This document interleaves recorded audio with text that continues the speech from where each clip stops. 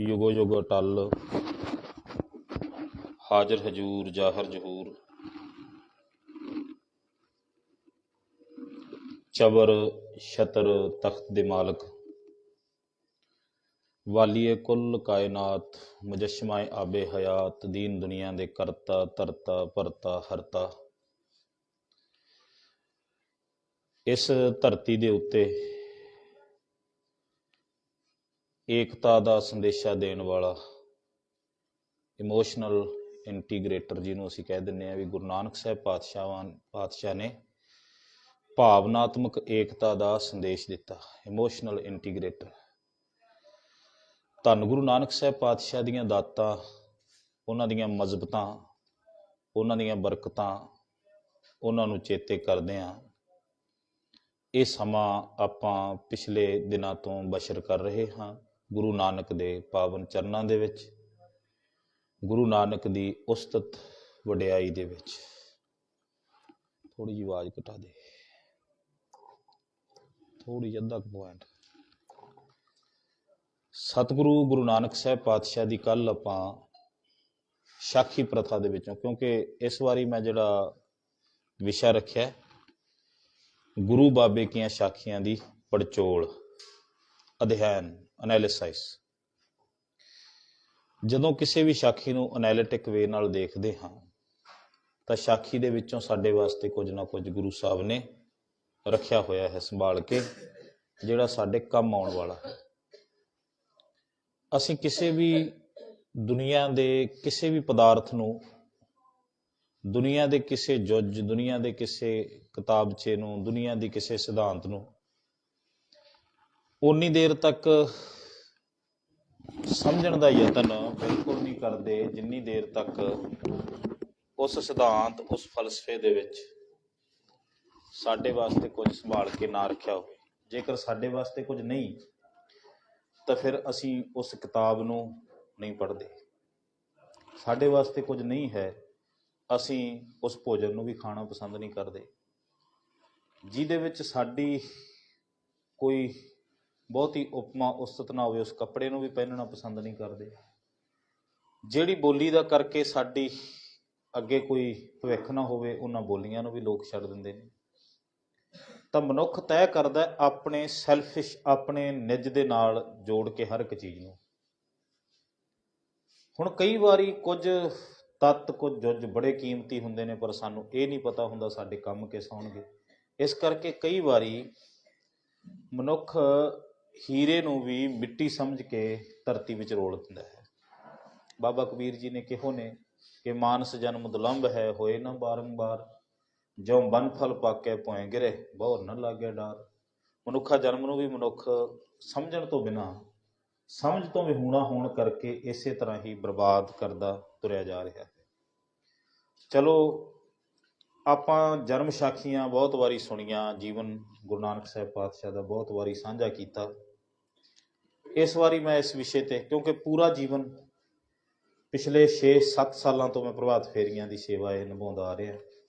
गुरु साहब चलो आप संगतां दे जोड़े झाड़न की सेवा जिन्नी क बख्श दिंदे ने उन्नी क ये सेवा हो जाती है। हालांकि मैनू इन्ना समा खड़ना जां ये मैनू काफ़ी समस्यादायक लगता है। सरीरक तौर पर मैं जिहड़ा हैगा ठीक नहीं रहिंदा, पर फिर भी सतगुरु इन्हां दिनां दे विच आके इन्नी क सेवा लै लैंदे ने। सतगुरु सच्चे पातशाह की बख्शिश ही है, रहमत ही है। जदों आप संगतां दे सन्मुख कुछ विचार रखते हैं तो फिर दूजियां सारियां गल्लां भुल जांदियां। कल आपां एक जन्म साखी दे विचों वारता सांझी कीती। भुखे संतां नूं भोजन छकाउणा, भुखे साधुआं नूं भोजन छकाया। कल आपां नाल ये भी समझिया कि साधु कदे भुखा नहीं हुंदा, जिस भुखा ही है फिर साधु नहीं, क्योंकि जिहड़ा रज जावे साधु कहंदे ही उस नूं ने। दुनिया तो रज्या होया मनुख ही साधु बनदा है, ते जिहड़ा रज जावे उन्होंने भुख तड़पा नहीं सकती। तो जिहदे अंदर अजे तक भुख है वह संत नहीं होया। तो जिहड़ा भुख नूं प्राप्त करन तो बाद उस वाहिगुरू का शुकराना करदा ते कहंदा केत्यां दुख भूख सदमार, यह पे दात तेरी दातार। यह संत का पहला लक्षण है। वैसे तो बाणी दे विच संत दे 6 लक्षण दसे ने, ਉਹ ਕਹਿੰਦੇ ਨਾਮ ਦ੍ਰਿੜ ਕਰਦਾ ਹੈ।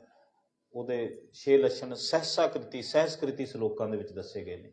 ਪ੍ਰਕਿਰਤਕ ਬੋਲੀ ਹੈ ਸਾਡੀ ਪੁਰਾਤਨ, ਉਹਦੇ ਵਿੱਚ ਦੱਸੇ ਗਏ ਨੇ ਸੰਤਾਂ ਦੇ 6 ਲੱਛਣ। ਖੱਟ ਲੱਖਣ, ਖੱਟ ਕਹਿੰਦੇ ਨੇ 6 ਨੂੰ।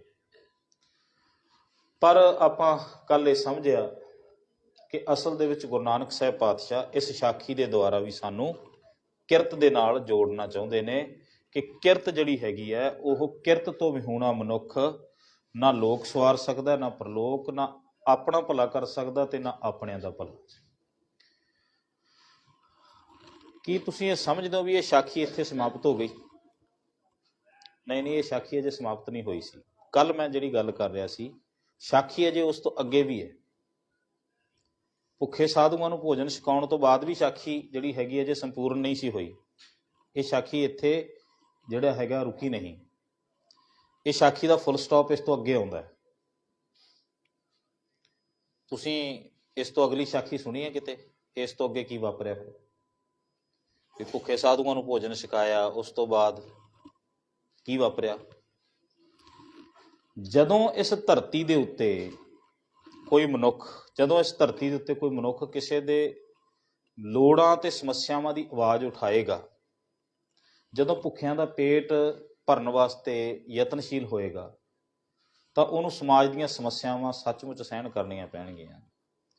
ਉਹਦੇ ਵਿੱਚ ਉਹਦੇ ਆਪਣਿਆਂ ਦਾ ਵਿਰੋਧ ਵੀ ਹੋ ਸਕਦਾ ਹੈ, ਉਹਦੇ ਵਿੱਚ ਵਕਤੀ ਬਾਦਸ਼ਾਹਾਂ ਦਾ ਵਿਰੋਧ ਵੀ ਹੋ ਸਕਦਾ ਹੈ, ਉਹਦੇ 'ਚ ਵਕਤੀ ਸਮਾਜ ਦਾ ਵੀ, ਜਿਸ ਸਮਾਜ ਦੇ ਭਲੇ ਵਾਸਤੇ ਮਨੁੱਖ ਤੁਰਿਆ ਹੈ, ਉਹ ਵੀ ਵਿਰੋਧ ਕਰ ਸਕਦਾ। ਇਸੇ ਕਰਕੇ ਗੁਰੂ ਨਾਨਕ ਸਾਹਿਬ ਪਾਤਸ਼ਾਹ ਵਰਗੇ ਮਹਾਨ ਰਹਿਬਰਾਂ ਦਾ ਇਸ ਧਰਤੀ ਦੇ ਉੱਤੇ ਬੇਅਥਾਹ ਵਿਰੋਧ ਹੋਇਆ। ਕਿੰਨਾ ਕੁ? ਗੁਰੂ ਨਾਨਕ ਸਾਹਿਬ ਪਾਤਸ਼ਾਹ ਨੂੰ ਲੋਕਾਂ ਨੇ ਭੂਤਨਾ ਵੀ ਕਿਹਾ। ਭੂਤਨਾ ਭਟਕਣ ਵਾਲਾ, ਬੇਤਾਲਾ ਜਿਹਦੀ ਕੋਈ ਤਾਲ ਨਾ ਹੋਵੇ। ਗੁਰੂ ਗ੍ਰੰਥ ਸਾਹਿਬ ਦੀ ਬਾਣੀ ਦੇ ਵਿੱਚ ਸ਼ਬਦ ਦਰਜ ਨੇ, ਕੋਈ ਆਖੈ ਭੂਤਨਾ ਕੋ ਕਹੈ ਬੇਤਾਲਾ, ਕੋਈ ਆਖੈ ਆਦਮੀ ਨਾਨਕ ਵਿਚਾਰਾ, ਭਇਆ ਦੀਵਾਨਾ ਸ਼ਾਹ ਕਾ ਨਾਨਕ ਬੌਰਾਨਾ, ਹਉ ਹਰ ਬਿਨ ਅਵਰ ਨਾ ਜਾਨਾ। ਇਹ ਗੁਰੂ ਨਾਨਕ ਦੇਵ ਜੀ ਦੇ ਆਪਣੇ ਬੋਲ ਨੇ। ਕੋਈ ਆਖੈ ਭੂਤਨਾ, ਕੋਈ ਮੈਨੂੰ ਭੂਤਨਾ ਵੀ ਕਹਿੰਦਾ ਰਿਹਾ, ਕੋਈ ਮੈਨੂੰ ਬੇਤਾਲਾ ਵੀ ਕਹਿੰਦਾ ਰਿਹਾ। ਬੇਤਾਲਾ ਜਾਂ ਸਮਝਦੇ ਹੋ? ਬੇਸੁਰਾ ਮਨੁੱਖ ਚੱਲ ਜਾਂਦਾ, ਬੇਤਾਲਾ ਮਨੁੱਖ ਬੇਸੁਰੇ ਨਾਲੋਂ ਵੀ ਵੱਧ ਜਿਹੜਾ ਹੈਗਾ ਉਹ ਬੁਰਾ ਮੰਨਿਆ ਜਾਂਦਾ। ਬੇਸੁਰਾ ਗਾਉਂਦੇ ਨੇ ਨਾ, ਬੇਤਾਲਾ ਵੈਸੇ ਗਾਇਕੀ ਦੇ ਵਿੱਚ ਮੰਨਿਆ ਜਾਂਦਾ ਹੁੰਦਾ। ਗਾਇਕੀ ਦੇ ਵਿੱਚ 2 ਚੀਜ਼ਾਂ ਜ਼ਰੂਰੀ ਨੇ, ਇੱਕ ਤਾਂ ਤਾਲ ਤੇ ਇੱਕ ਸੁਰ। ਸੁਰ ਕੀ ਹੁੰਦੀ ਹੈ? ਜਿਹੜਾ ਵਾਜੇ ਦੇ ਉੱਤੇ, ਹਾਰਮੋਨੀਅਮ ਦੇ ਉੱਤੇ ਤੁਸੀਂ ਕਿਸੇ ਚੀਜ਼ ਨੂੰ ਇੱਕ ਲੈਅਬੱਧ ਤਰੀਕੇ ਨਾਲ ਗਾਉਣਾ, ਤੇ ਉਹਦੇ ਨਾਲ ਇੱਕ ਤਾਲ ਚੱਲਦੀ ਹੁੰਦੀ ਹੈ। ਜਿੰਨੀ ਦੇਰ ਤੱਕ ਤਾਲ ਠੀਕ ਨਹੀਂ, ਬੇਸੁਰਾ ਬੰਦਾ ਚੱਲ ਜਾਏਗਾ। ਸੁਰ ਕੋਈ ਅੱਗੇ ਪਿੱਛੇ ਹੋ ਜਾਏ ਤੇ ਚੱਲ ਜਾਂਦੀ ਹੈ, ਜੇ ਤਾਲ ਅੱਗੇ ਪਿੱਛੇ ਹੋ ਗਈ ਫਿਰ ਨਹੀਂ ਉਹ ਗਾਇਕ ਬਣ ਸਕਦਾ। ਤਾਲ ਬਹੁਤ ਜ਼ਰੂਰੀ ਹੈ। ਕਿੱਥੇ ਰੁਕਣਾ ਹੈ, ਕਿੱਥੋਂ ਚੱਕਣਾ ਹੈ, ਸਮ ਕਿੱਥੇ ਹੈ, ਕਿੱਥੋਂ ਚੁਕਾ ਹੈ, ਕਿੱਥੋਂ ਉਠਾ ਹੈ, ਇਹ ਸੰਗੀਤ ਦੀਆਂ ਬਰੀਕੀਆਂ ਨੇ। ਚਲੋ ਮੈਂ ਕੋਈ ਬਹੁਤਾ ਵੱਡਾ ਕੋਈ ਸੰਗੀਤਕਾਰ ਤਾਂ ਨਹੀਂ, ਮੈਂ ਤਾਂ ਸੁਣੀਆਂ ਸੁਣਾਈਆਂ ਗੱਲਾਂ ਕਰਦਾ। ਕਹਿਣ ਦਾ ਭਾਵ ਤਾਲ ਜਿਹੜੀ ਹੈਗੀ ਬਹੁਤ ਜ਼ਰੂਰੀ ਹੈ ਕਿਸੇ ਵੀ ਸੰਗੀਤਕ ਜਿਹੜਾ ਹੈਗਾ ਉਹ ਲੈਅਕਾਰੀ ਨੂੰ ਬਰਕਰਾਰ ਰੱਖਣ ਵਾਸਤੇ। ਤੇ ਸਤਿਗੁਰੂ ਸੱਚੇ ਪਾਤਸ਼ਾਹ ਕਹਿੰਦੇ ਸਾਰੀ ਦੁਨੀਆ ਹੀ ਸੰਗੀਤ ਹੈ। ਗੁਰੂ ਸਾਹਿਬ ਨੇ ਬਾਣੀ ਦੇ ਵਿੱਚ ਇਹ ਵੀ ਕਿਹਾ, ਕਹਿੰਦੇ ਸਾਰੀ ਦੁਨੀਆ ਸੰਗੀਤ ਹੀ ਹੈ। ਸਾਰੀ ਦੁਨੀਆ ਗਾਉਣ ਹੀ ਚੱਲ ਰਿਹਾ, ਸਾਰੀ ਦੁਨੀਆ ਤੇ। ਬਾਣੀ ਦੇ ਵਿੱਚ ਲਿਖਿਆ ਗੁਰੂ ਸਾਹਿਬ ਨੇ, ਕਿੱਥੇ ਲਿਖਿਆ ਭਲਾ ਦੀ? ਸਾਰੀ ਦੁਨੀਆ ਗਾ ਰਹੀ ਹੈ, ਕਹਿੰਦੇ ਸਾਰੀ ਦੁਨੀਆ ਸੰਗੀਤ ਹੀ ਹੈ, ਇਹ ਧਰਤੀ ਸੰਗੀਤਮਈ ਹੈ। ਜਪਜੀ ਸਾਹਿਬ ਦੀ ਬਾਣੀ ਪੜ੍ਹਦੇ ਹੋ, ਰਹਿ ਰਾਸ ਪੜ੍ਹਦੇ ਹੋ, ਸੁਣਦੇ ਹੋ ਰਹਿ ਰਾਸ? ਸੁਣੀਏ ਰਹਿ ਰਾਸ ਦੀ ਪਹਿਲੀ ਪੌੜੀ ਪੜੋ ਖਾਂ, ਕੀ ਕਹਿੰਦੇ ਸਤਿਗੁਰੂ? ਸੋ ਦਰ ਤੇਰਾ ਕਿਹਾ ਸੋ ਘਰ ਕਿਹਾ, ਜਿਤ ਬਹਿ ਸਰਬ ਸੰਭਾਲੇ, ਵਾਜੇ ਤੇਰੇ ਨਾਦ ਅਨੇਕ, ਅਸੰਖਾਂ ਕੇਤੇ ਤੇਰੇ ਵਾਵਣ ਹਾਰੇ। ਵਾਵਣ ਹਾਰੇ ਕੌਣ ਹੁੰਦੇ ਨੇ? ਵਜਾਉਣ ਵਾਲੇ। ਤੇ ਸਤਿਗੁਰਾਂ ਨੇ ਸਰੀਰ ਨੂੰ ਵੀ ਬਾਣੀ ਦੇ ਵਿੱਚ, ਗੁਰੂ ਅਮਰਦਾਸ ਜੀ ਨੇ ਸਰੀਰ ਨੂੰ ਕੁਝ ਇੱਕ ਸਾਜ਼ ਦਾ ਨਾਂ ਦਿੱਤਾ। ਉਹ ਕਹਿੰਦੇ ਸਰੀਰ ਇੱਕ ਸਾਜ਼ ਹੈ। ਹਰ ਜਿਉ ਗੁਫਾ ਅੰਦਰ ਰੱਖ ਕੇ ਵਾਜਾ ਪਵਨ ਵਜਾਇਆ। ਇਸ ਪਵਨ ਦੀ ਗੱਲ ਨਹੀਂ ਕਰਦੇ, ਹਵਾ ਦੀ ਗੱਲ ਕਰਦੇ ਨੇ। ਹਰ ਜਿਉ ਗੁਫਾ ਅੰਦਰ ਰੱਖ ਕੇ ਵਾਜਾ ਪਵਨ ਵਜਾਇਆ। ਹਵਾ ਨੇ, ਕਹਿਣ ਦਾ ਭਾਵ ਹਵਾ ਦਾ ਸਰਕੂਲੇਸ਼ਨ ਸਾਡੇ ਸਰੀਰ ਦੇ ਸਵਾਜੇ ਨੂੰ ਵਜਾਉਂਦਾ ਹੈ। ਸਾਜ਼ ਹੈ ਸਰੀਰ। ਤੇ ਫਿਰ ਕਹਿੰਦੇ ਨੇ ਗੁਰੂ ਸਾਹਿਬ ਨੇ ਇੱਕ ਹੋਰ ਵੀ ਸ਼ਬਦ ਕਿਹਾ, ਕਹਿੰਦੇ ਇਹ ਸਰੀਰ ਰਬਾਬ ਹੈ, ਜੀਲ ਬਿਨਾ ਨਹੀਂ ਵੱਜਿਆ ਰਬਾਬ। ਤਾਰਾਂ ਤੋਂ ਬਿਨਾਂ ਰਬਾਬ ਨਹੀਂ ਵੱਜਦੀ ਹੁੰਦੀ, ਠੀਕ ਹੈ। ਬਾਣੀ ਦੇ ਵਿੱਚ ਫਿਰ ਕਹਿੰਦੇ ਇਹ ਸਰੀਰ ਦੇ ਬਾਰੇ ਬਾਬਾ ਕਬੀਰ ਜੀ ਵੀ ਕਹਿੰਦੇ ਨੇ, ਕਹਿੰਦੇ ਫੀਲ ਰਬਾਬੀ ਬਲਦ ਪਖਾਵਜ, ਕਊਆ ਤਾਲ ਬਜਾਵੇ, ਪੈਰ ਚੋਲਨਾ ਗਧਾ ਨਾਚੈ, ਭੈਂਸਾ ਭਗਤ ਕਰਾਵੇ। ਫੀਲ ਰਬਾਬੀ ਬਲਦ ਪਖਾਵਜ, ਕਊਆ ਤਾਲ ਬਜਾਵੇ, ਇਹ ਸਰੀਰ ਦੀ ਗੱਲ ਕੀਤੀ ਹੈ। ਫੀਲ ਰਬਾਬੀ, ਫੀਲ ਕਹਿੰਦੇ ਨੇ ਹਾਥੀ ਨੂੰ, ਫਾਰਸੀ ਭਾਸ਼ਾ ਦਾ ਸ਼ਬਦ ਹੈ ਫੀਲ। ਫੀਲ ਕਹਿੰਦੇ ਨੇ ਹਾਥੀ ਨੂੰ। ਹਾਥੀ ਦੇ ਬਹੁਤ ਨਾਮ ਨੇ। ਹਾਥੀ ਦਾ ਨਾਮ ਇਕੱਲਾ ਐਲੀਫੈਂਟ ਹੀ ਨਹੀਂ ਹੈ, ਐਲੀਫੈਂਟ ਤਾਂ ਅੰਗਰੇਜ਼ੀ ਨਾਮ ਹੈ, ਪੰਜਾਬੀ ਚ ਅਸੀਂ ਕਹਿੰਦੇ ਨੇ ਹਾਥੀ। ਗੁਰੂ ਗ੍ਰੰਥ ਸਾਹਿਬ ਚ ਹਾਥੀ ਦਾ ਨਾਮ ਹਸਤ ਵੀ ਲਿਖਿਆ ਹੈ, ਹਸਤੀ ਵੀ ਲਿਖਿਆ ਹੈ। ਹਸਤ, ਹਸਤੀ, ਫੀਲ, ਮੈਗਲ। ਗੁਰੂ ਗ੍ਰੰਥ ਸਾਹਿਬ ਚ ਹਾਥੀ ਦਾ ਨਾਮ ਕੁੰਚਰ ਵੀ ਲਿਖਿਆ ਇੱਕ ਥਾਂ ਤੇ, ਜਉ ਕੁੰਚਰ ਇਸ਼ਨਾਨ, ਕਹੋ ਨਾਨਕ ਹਰ ਭਜਨ ਬਿਨ ਬਿਰਥਾ ਸਭ ਈਮਾਨ। ਕਹਿੰਦੇ ਤੀਰਥ ਬਰਤਰ ਦਾਨ ਕਰ, ਮਨ ਮੈਂ ਧਰੈ ਗੁਮਾਨ, ਨਾਨਕ ਨਿਹਫਲ ਜਾਤ ਤੇ ਜਉ ਕੁੰਚਰ ਇਸ਼ਨਾਨ। ਜਿਵੇਂ ਹਾਥੀ ਇਸ਼ਨਾਨ ਕਰਦਾ ਤੇ ਆਪਣੇ ਤਨ ਦੇ ਉੱਤੇ ਜਿਹੜਾ ਇਸ਼ਨਾਨ ਕਰਨ ਤੋਂ ਬਾਅਦ ਨਾ ਇੱਕ ਸੁੰਡ ਬਾਅਦ ਵਿੱਚ ਚਿੱਕੜ ਦੀ ਭਰ ਕੇ ਫਿਰ ਸਿੱਟ ਲੈਂਦਾ। ਕਹਿੰਦੇ ਬੰਦੇ ਦਾ ਜੀਵਨ ਵੀ ਇਸ ਤਰ੍ਹਾਂ ਦਾ ਹੈ, ਕਈ ਵਾਰੀ ਕਰਮ ਧਰਮ ਕਰਦਿਆਂ ਕਰਦਿਆਂ ਅੰਤਤਾ ਜਾ ਕੇ ਫਿਰ ਸਾਰਾ ਕੁਝ ਹੀ ਖੂਹ ਵਿੱਚ ਸੁੱਟ ਦਿੰਦਾ। ਚਲੋ ਬਾਣੀ ਦੇ ਵਿੱਚ ਉਹ ਕਹਿੰਦੇ ਮਨ ਜਿਹੜਾ ਹੈਗਾ ਉਹ ਹਾਥੀ ਵਰਗਾ ਹੈ, ਹੰਕਾਰੀ, ਵੱਡਾ ਹੋ ਗਿਆ, ਦੂਜਿਆਂ ਨੂੰ ਛੋਟਾ ਸਮਝਦਾ ਹੈ। ਪਰ ਹਾਥੀ ਦੇ ਵਿੱਚ ਇੱਕ ਔਗਣ ਹੁੰਦਾ, ਹਾਥੀ ਆਪਣੇ ਆਪ ਨੂੰ ਮੁੜ ਕੇ ਨਹੀਂ ਦੇਖ ਸਕਦਾ। ਇਹ ਮਨ ਆਪਣੇ ਆਪ ਨੂੰ ਦੇਖਣਾ ਭੁੱਲ ਗਿਆ। ਪਰ ਕਹਿੰਦੇ ਜਿਸ ਦਿਨ ਗੁਰੂ ਦੇ ਚਰਨਾਂ ਚ ਆਏਗਾ ਇਹ ਮਨ ਰਬਾਬੀ ਬਣ ਜਾਏਗਾ। ਰਬਾਬੀ ਪਤਾ ਕੀ ਹੈ? ਰਬਾਬ ਵਜਾਉਣੀ ਬਹੁਤ ਔਖੀ ਹੈ। ਦੁਨੀਆ ਦਾ ਇੱਕ ਐਸਾ ਸਾਜ਼ ਹੈ ਰਬਾਬ, ਜਿਹਦੇ ਵਿੱਚ ਤਾਲ ਤੇ ਲੈ ਦੋਵੇਂ ਇਕੱਠੇ ਹੁੰਦੇ ਨੇ।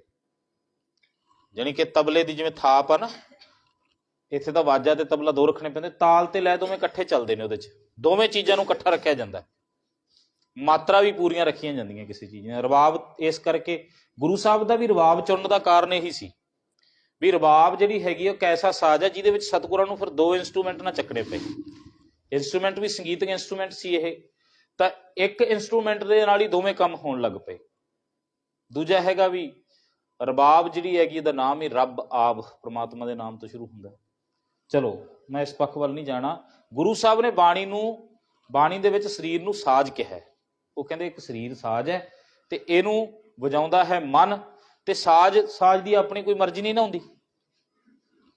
ਸਾਜ਼ ਦੀ ਕੋਈ ਮਰਜ਼ੀ ਨਹੀਂ ਹੁੰਦੀ। ਸਾਜ਼ ਦੀ ਮਰਜ਼ੀ ਆਪਣੀ ਨਹੀਂ ਹੈਗੀ। ਇਹ ਆਵਾਜ਼ਾਂ ਤੁਸੀਂ ਰੱਖ ਲਓ ਖੋਲ ਕੇ, ਇਹ ਤਾਂ ਹੁਣ ਤੁਹਾਡੀ ਮਰਜ਼ੀ ਨਾ ਵਜਾਉਣ ਵਾਲੇ ਦੀ, ਕਿ ਤੁਸੀਂ ਉਹਦੇ ਚ ਕੀਰਤਨ ਗਾਉਣਾ ਕਿ ਉਹਦੇ ਦੁਆਰਾ ਸਟੇਜੀ ਗੀਤ ਗਾਉਣੇ, ਤੁਹਾਡੀ ਇੱਛਾ ਹੈ। ਸਾਜ਼ ਥੋੜੀ ਬੋਲੇਗਾ ਆਪਣੇ ਆਪ, ਸਾਜ਼ ਨੂੰ ਵਜਾਉਣ ਵਾਲਾ ਚਾਹੀਦਾ ਨਾ। ਜੇ ਚੰਗਾ ਵਜੰਤਰੀ ਸਾਜ਼ ਕੋਲ ਆ ਗਿਆ ਤੇ ਉਹ ਸਾਜ਼ਾਂ ਦੇ ਵਿੱਚੋਂ ਉਹ ਐਸੀਆਂ ਮਨੋਹਰ ਧੁਨਾਂ ਪੈਦਾ ਕਰ ਦਿੰਦਾ ਹੈ ਕਿ ਸਾਜ਼ ਹੀ ਜ਼ਿੰਦਗੀ ਨੂੰ ਬਦਲ ਦਿੰਦੇ ਨੇ, ਤੇ ਸਾਜ਼ਾਂ ਦੁਆਰਾ ਹੀ ਜ਼ਿੰਦਗੀ ਬਰਬਾਦ ਵੀ ਕੀਤੀ ਜਾ ਰਹੀ ਹੈ। ਕਿੰਨੇ ਅਸ਼ਲੀਲ ਗੀਤ ਸਾਜ਼ਾਂ ਦੇ ਵਿੱਚ ਹੀ ਆਉਂਦੇ ਨੇ ਸਾਰੇ। ਸਾਜ਼ ਤਾਂ ਇੱਕ ਭਾਂਡਾ ਹੈ, ਭਾਂਡੇ ਵਿੱਚ ਤੁਸੀਂ ਜ਼ਹਿਰ ਪਾ ਕੇ ਦੇ ਦਿਓ ਤੇ ਭਾਵਾਂ ਅੰਮ੍ਰਿਤ ਪਾ ਕੇ ਦੇ ਦਿਓ। ਸਾਜ਼ ਤਾਂ ਹੁਣ ਆਹ ਸਪੀਕਰ ਹੈਗਾ ਮੇਰੇ ਕੋਲੇ, ਬੋਲਣ ਵਾਸਤੇ ਮਾਈਕ ਹੈ, ਇਹਦੇ ਵਿੱਚ ਮੈਂ ਹੁਣ ਕੀ ਬੋਲਣਾ ਇਹ ਤਾਂ ਮੇਰੇ ਤੇ ਨਿਰਭਰ ਕਰਦਾ ਨਾ। ਇਹਨੇ ਤਾਂ ਜੋ ਕੁਝ ਬੋਲਾਂਗਾ ਤੁਹਾਡੇ ਤੇ ਫਾਇਰ ਕਰ ਦੇਣਾ। ਇਹਨੂੰ ਅਸੀਂ ਇਸੇ ਕਰਕੇ ਐਂਪਲੀਫਾਇਰ, ਇਹਨੇ ਤਾਂ ਆਵਾਜ਼ ਨੂੰ ਫਾਇਰ ਕਰਨਾ, ਕਈ ਗੁਣਾ ਬੂਸਟ ਕਰਕੇ ਤੁਹਾਡੇ ਤੱਕ ਪਹੁੰਚਾ ਦੇਣੀ ਹੈ। ਪਰ ਇਹਦੇ ਵਿੱਚ ਮੈਂ ਜਿਹੜੇ ਅਲਫਾਜ਼ ਬੋਲਣੇ ਨੇ ਉਹ ਤਾਂ ਮੈਨੂੰ ਚੋਣ ਕਰਨੇ ਪੈਣਗੇ ਨਾ। ਮੈਂ ਜਿਹੜੇ ਬੋਲਾਂਗਾ ਫਿਰ ਉਹੀ ਤੁਹਾਡੇ ਕੰਨਾਂ ਤੱਕ ਪਹੁੰਚ ਜਾਣਗੇ। ਇਹਦੇ ਵਿੱਚ ਗਿਆਨ ਦੀਆਂ ਗੱਲਾਂ ਵੀ ਕੀਤੀਆਂ ਜਾ ਸਕਦੀਆਂ, ਅਗਿਆਨ ਦੀਆਂ ਵੀ ਕੀਤੀਆਂ ਜਾ ਸਕਦੀਆਂ। ਖਰ ਵਿਚਕਾਰ ਦੀ ਚਲੋ ਜੇ ਗੱਲ ਚੇਤੇ ਆ ਜਾਵੇ, ਮੇਰਾ ਮਨ ਹੁੰਦਾ ਮੈਂ ਉਸ ਦੀ ਐਕਸਪਲੇਨੇਸ਼ਨ ਜਿਹੜੀ ਹੈਗੀ ਉਹ ਕਰ ਦੇਵਾਂ। ਗੁਰੂ ਨਾਨਕ ਦੇਵ ਜੀ ਨੂੰ ਬੇਤਾਲਾ ਵੀ ਕਿਹਾ ਗਿਆ, ਭੂਤਨਾ ਵੀ ਕਿਹਾ ਗਿਆ। ਗੁਰੂ ਸਾਹਿਬ ਨੂੰ ਵਿਚਾਰਾ ਵੀ ਕਿਹਾ ਗਿਆ। ਵਿਚਾਰਾ ਜਿਹਦਾ ਕੋਈ ਚਾਰਾ ਨਾ ਚੱਲਦਾ ਹੋਵੇ ਭਾਈ, ਬੇਚਾਰਾ। ਬੇਚਾਰਾ ਦਾ ਮਤਲਬ ਜਿਹਨੂੰ ਦੁਨੀਆ ਤੇ ਜਿਹਦੇ ਤਾਣ ਦੀ ਜਿਹਦੀ ਕੋਈ ਅਹਿਮੀਅਤ ਨਾ ਹੋਵੇ, ਬਿਲਕੁਲ ਜਿਹੜੇ ਬੰਦੇ ਨੂੰ ਕੁਝ ਨਾ ਸਮਝਿਆ ਜਾਵੇ। ਸਤਿਗੁਰਾਂ ਵਾਸਤੇ ਇਸ ਤਰ੍ਹਾਂ ਦੇ ਸ਼ਬਦ ਵੀ ਬੋਲੇ ਗਏ। ਕਿਉਂ ਬੋਲੇ ਗਏ? ਕਿਉਂਕਿ ਗੁਰੂ ਨਾਨਕ ਨੇ ਭੁੱਖਿਆਂ ਦਾ ਪੇਟ ਭਰਨ ਦਾ ਉਪਰਾਲਾ ਕੀਤਾ। ਆਤਮਿਕ ਤੌਰ ਤੇ ਭੁੱਖਿਆਂ ਦਾ ਪੇਟ ਭਰਨ ਦਾ ਉਪਰਾਲਾ ਵੀ ਕੀਤਾ ਤੇ ਅਧਿਆਤਮਿਕ ਤੌਰ ਤੇ ਪੇਟ ਤਾਂ ਭਰਿਆ ਹੀ ਭਰਿਆ, ਸੰਸਾਰਕ ਰੂਪ ਵਿੱਚ ਵੀ ਪੇਟ ਭਰਨ ਵਾਸਤੇ ਗੁਰੂ ਨਾਨਕ ਦੇਵ ਜੀ ਨੇ ਸਾਨੂੰ ਹਲ ਵਾਹੁਣਾ ਸਿਖਾਇਆ।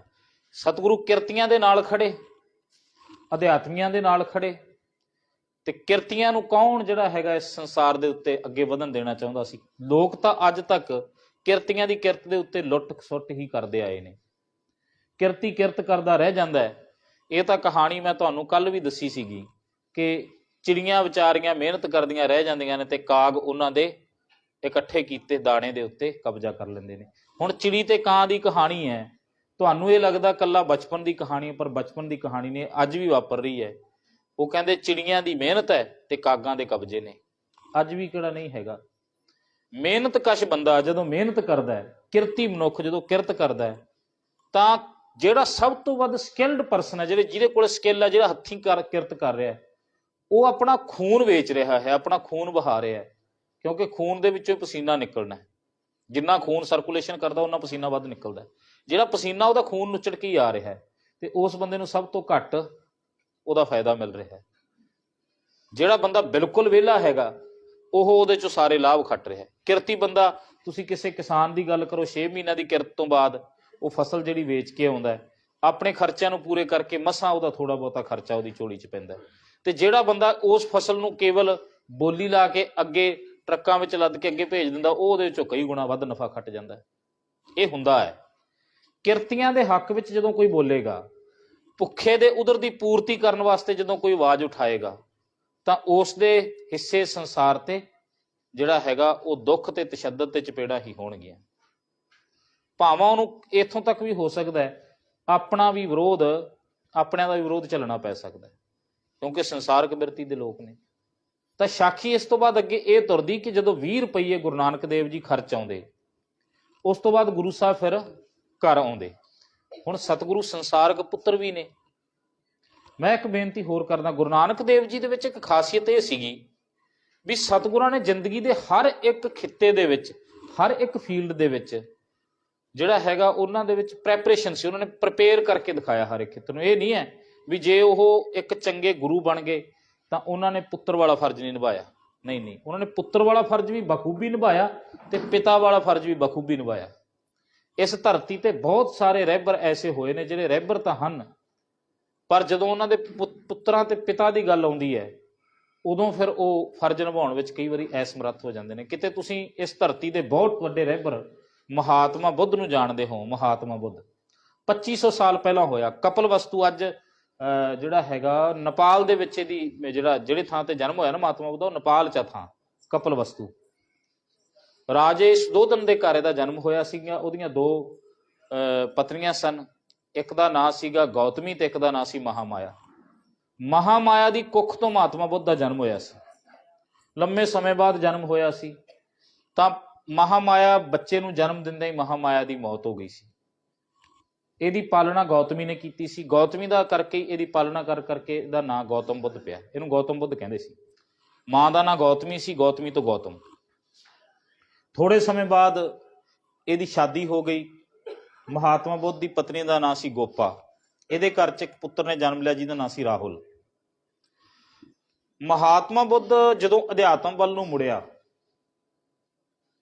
ਪਹਿਲਾਂ ਭਵਿੱਖਬਾਣੀਆਂ ਵੀ ਹੋ ਚੁੱਕੀਆਂ ਸਨ ਵੀ ਇਹ ਚੱਕਰਵਰਤੀ ਸਮਰਾਟ ਬਣੇਗਾ, ਤੇ ਜੇ ਇਹ ਸਮਰਾਟ ਨਾ ਬਣਿਆ ਤਾਂ ਕੁਝ ਹੋਰ ਬਣੇਗਾ, ਫਿਰ ਇਹ ਰਾਜ ਭਾਗ ਛੱਡੇਗਾ।